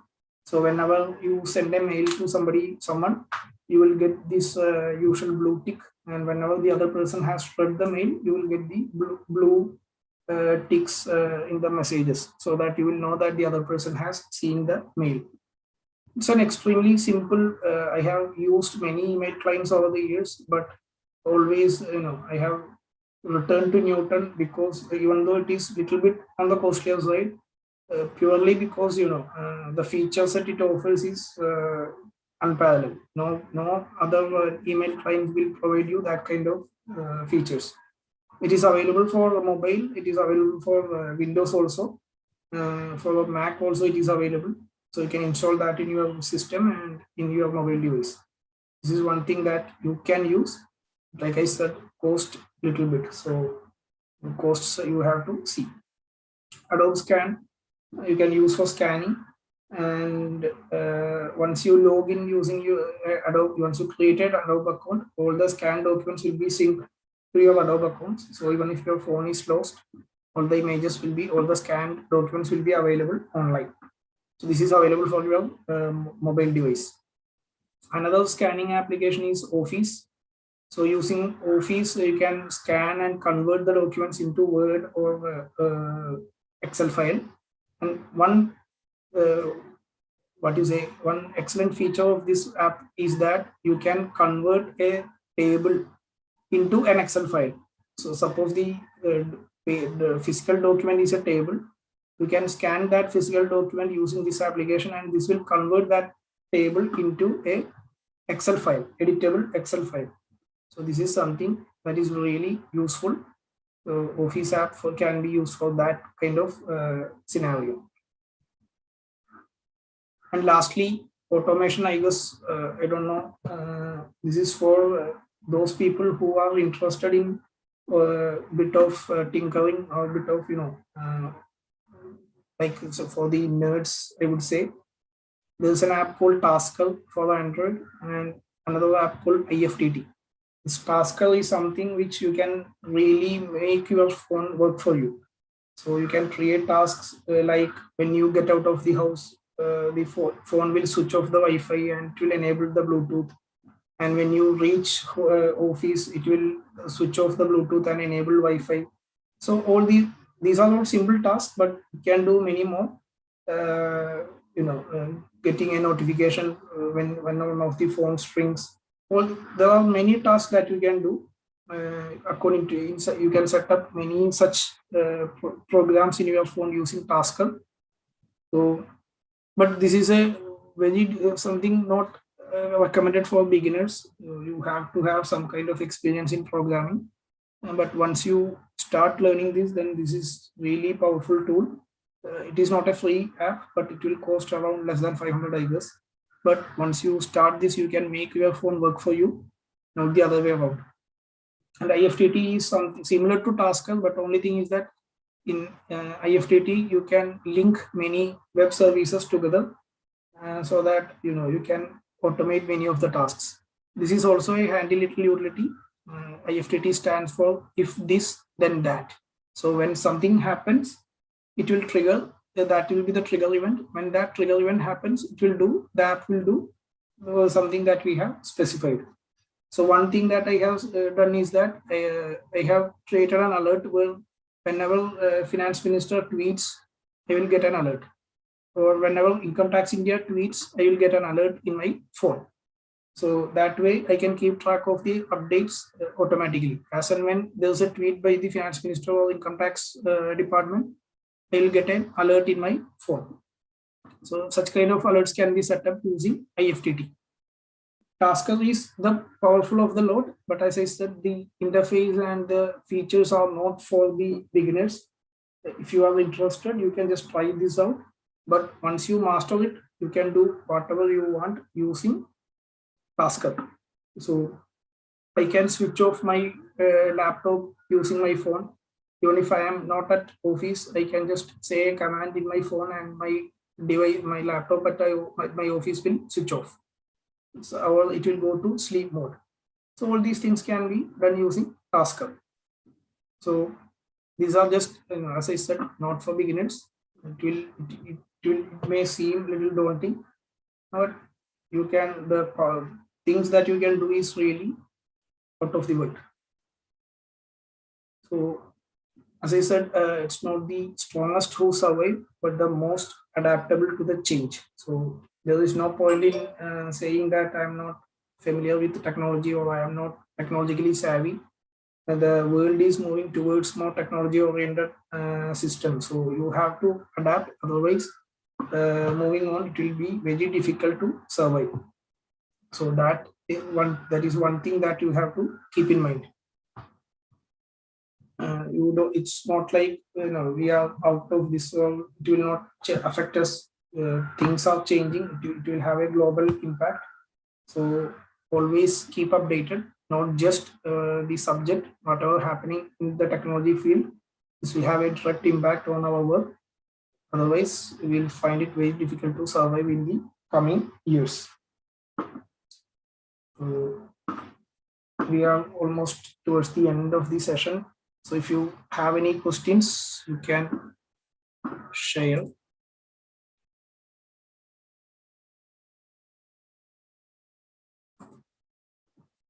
Yes, most people. Well, if you have any doubts regarding any of these that we have discussed, you can ask. You can use the Q&A option, or you can use the chat box.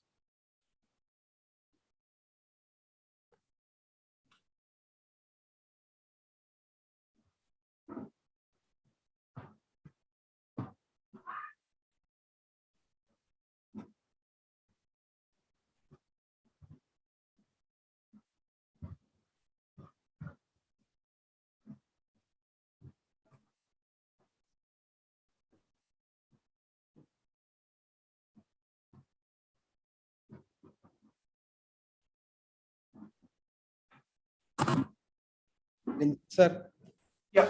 can I raise one? Sir, this password management, one software, one virus software, they are using one password management. When we are using that one, when you log into this bank site or any other site, typing the CAPTCHA, it will never accept. Always say it's wrong.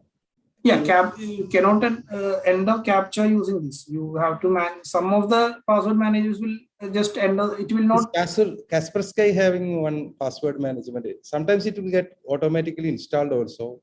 And when we type 2-3 times and we fail, then only we'll realize that that is again got activated. So that I guess if you have Kaspersky software antivirus installed, that itself may you install this password manager without your knowledge. Sometimes that will happen, but usually password managers will not do that. If you are using any of these Dashlane or LastPass, any of these software, if you install, it will give you the option to manually type the password, manually type the login username and password, or we can select from whatever username that we have saved. Usually it will not work, or it will not work automatically. It will not automatically log you in. But there's an option to enable that also, I guess. In Dashlane, there's an option to automatically log you in. Once you enter a particular web page, it will automatically log you in, try to log you in. But whenever there's a CAPTCHA to be entered, it will not work, because you know that it will enter the username and password, but the CAPTCHA portion you have to manually enter and then press OK. But essentially, what I use is I use the password managers to store the passwords. I don't usually enable this automatic login. Whenever I want to log into a particular web page, I just go to Dashlane and see what is the username and what is the password. Then I will usually enter, and I will manually enter the username and password. And you can enable password management in the browser also. For Microsoft Edge or Chrome, there's an option to save passwords which are synced to your Google account or Outlook account. So that is also possible, where you can just enter the username and password once and the browser will remember that. But usually that is not recommended. But that can also be done. If you don't want to use separate password management utility, you can do that also. But usually this will not, they will not log you in. And whenever some antivirus software may use may install browser plugins for this password management. Whenever you install the antivirus software, it will also install this. So that may be happening in your case. I guess that you have to, if you are using Kaspersky antivirus, that may be the reason.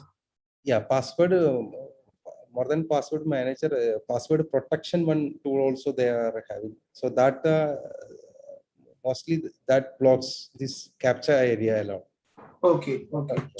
I have not used Kaspersky. I use this Dashlane and all. But most of the antivirus, they will software that are there will give you that option to protect your password or to save the passwords with them.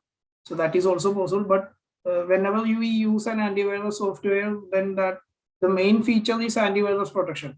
For them, password management is an add-on feature only. So it is always better to use the dedicated software for the for that particular feature. The password managers will do only password management, so they will have a comprehensive feature set and more easy to use also. Yeah, I think one question has come from CS Sony CL. Is elaborate about data privacy in the case of client data is stored in the cloud.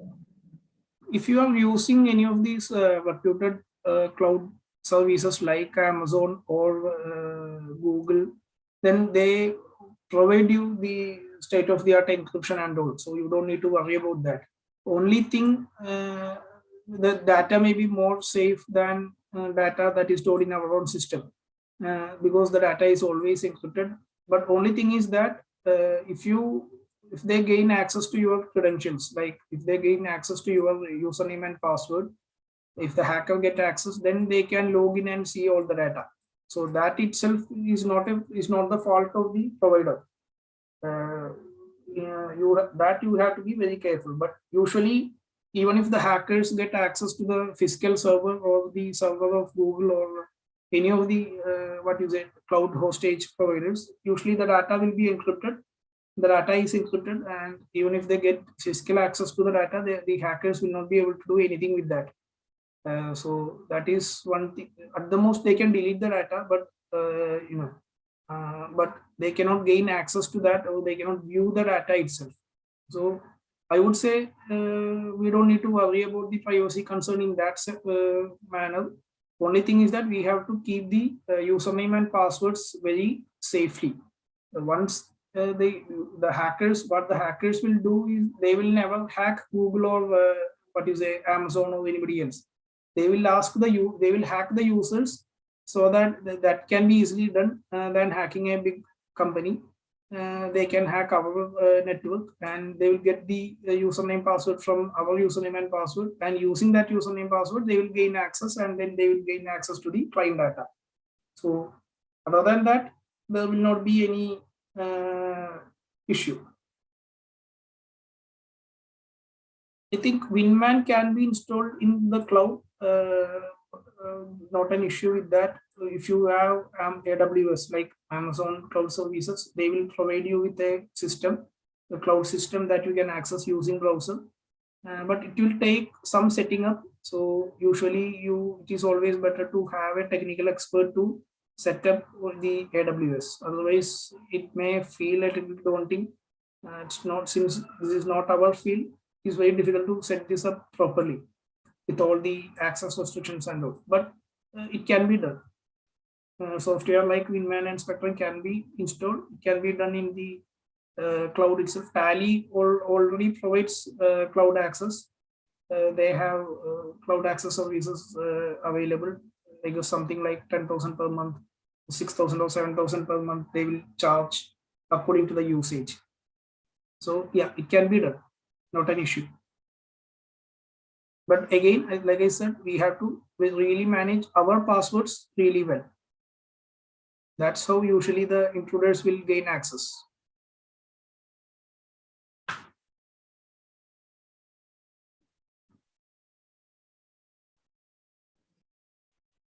There is no other questions. Okay. Can we begin? Yeah. So, dear members, CA Ranjith J. See, when he started, he was telling that he's trying to give some information, but it's not a small information or anything. A lot of information regarding the digital, enormous. It's not one or two which even a common man can understand. Many things. Not I think you have to move from our profession to this digital profession, that which you can advise more and anything.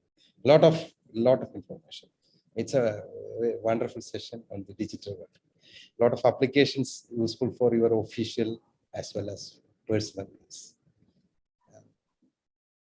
Data security, data storage, password management, virus protection, etc. A lot of information safeguarded to your official data.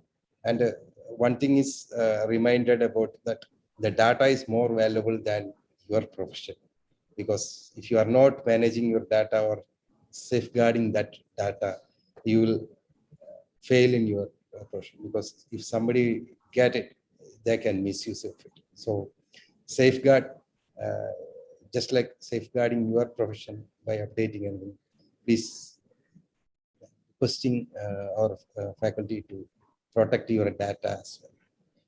Thank you, sir. Thank you for giving us such a valuable knowledge about the data security and our need of protecting this data and everything. Thank you, sir. Thank you. Thank you for giving me the opportunity also. Since Yeah, this is you are my welcome, sir. first attempt in conducting a CP seminar. I But guess, not as a beginner, you are as a something that I expert have knowledge, as a expert professional, you have given us that information. Wonderful, sir. Thank you. Thank you. Thank you. On behalf of the THRISSUR branch committee members and all members present, we are thankful to you, sir. And on token of gratitude, the managing committee is giving a e-certificate. That also let it be as a digital one. Please Thank you, accept, sir. and we will be sending you the hard copy and everything later. It will be. Thank you, sir. Thank you. Thank you, sir. Thanks. Thank you. See, different from other days, I am also taking this opportunity to propose a vote of thanks as well, because on behalf of this branch managing committee and all the members attending, thank you, sir. Thank you. Was vote of thanks for and also all to the members as well. Thanks. Thank you. Thanks for attending this seminar. Thank you.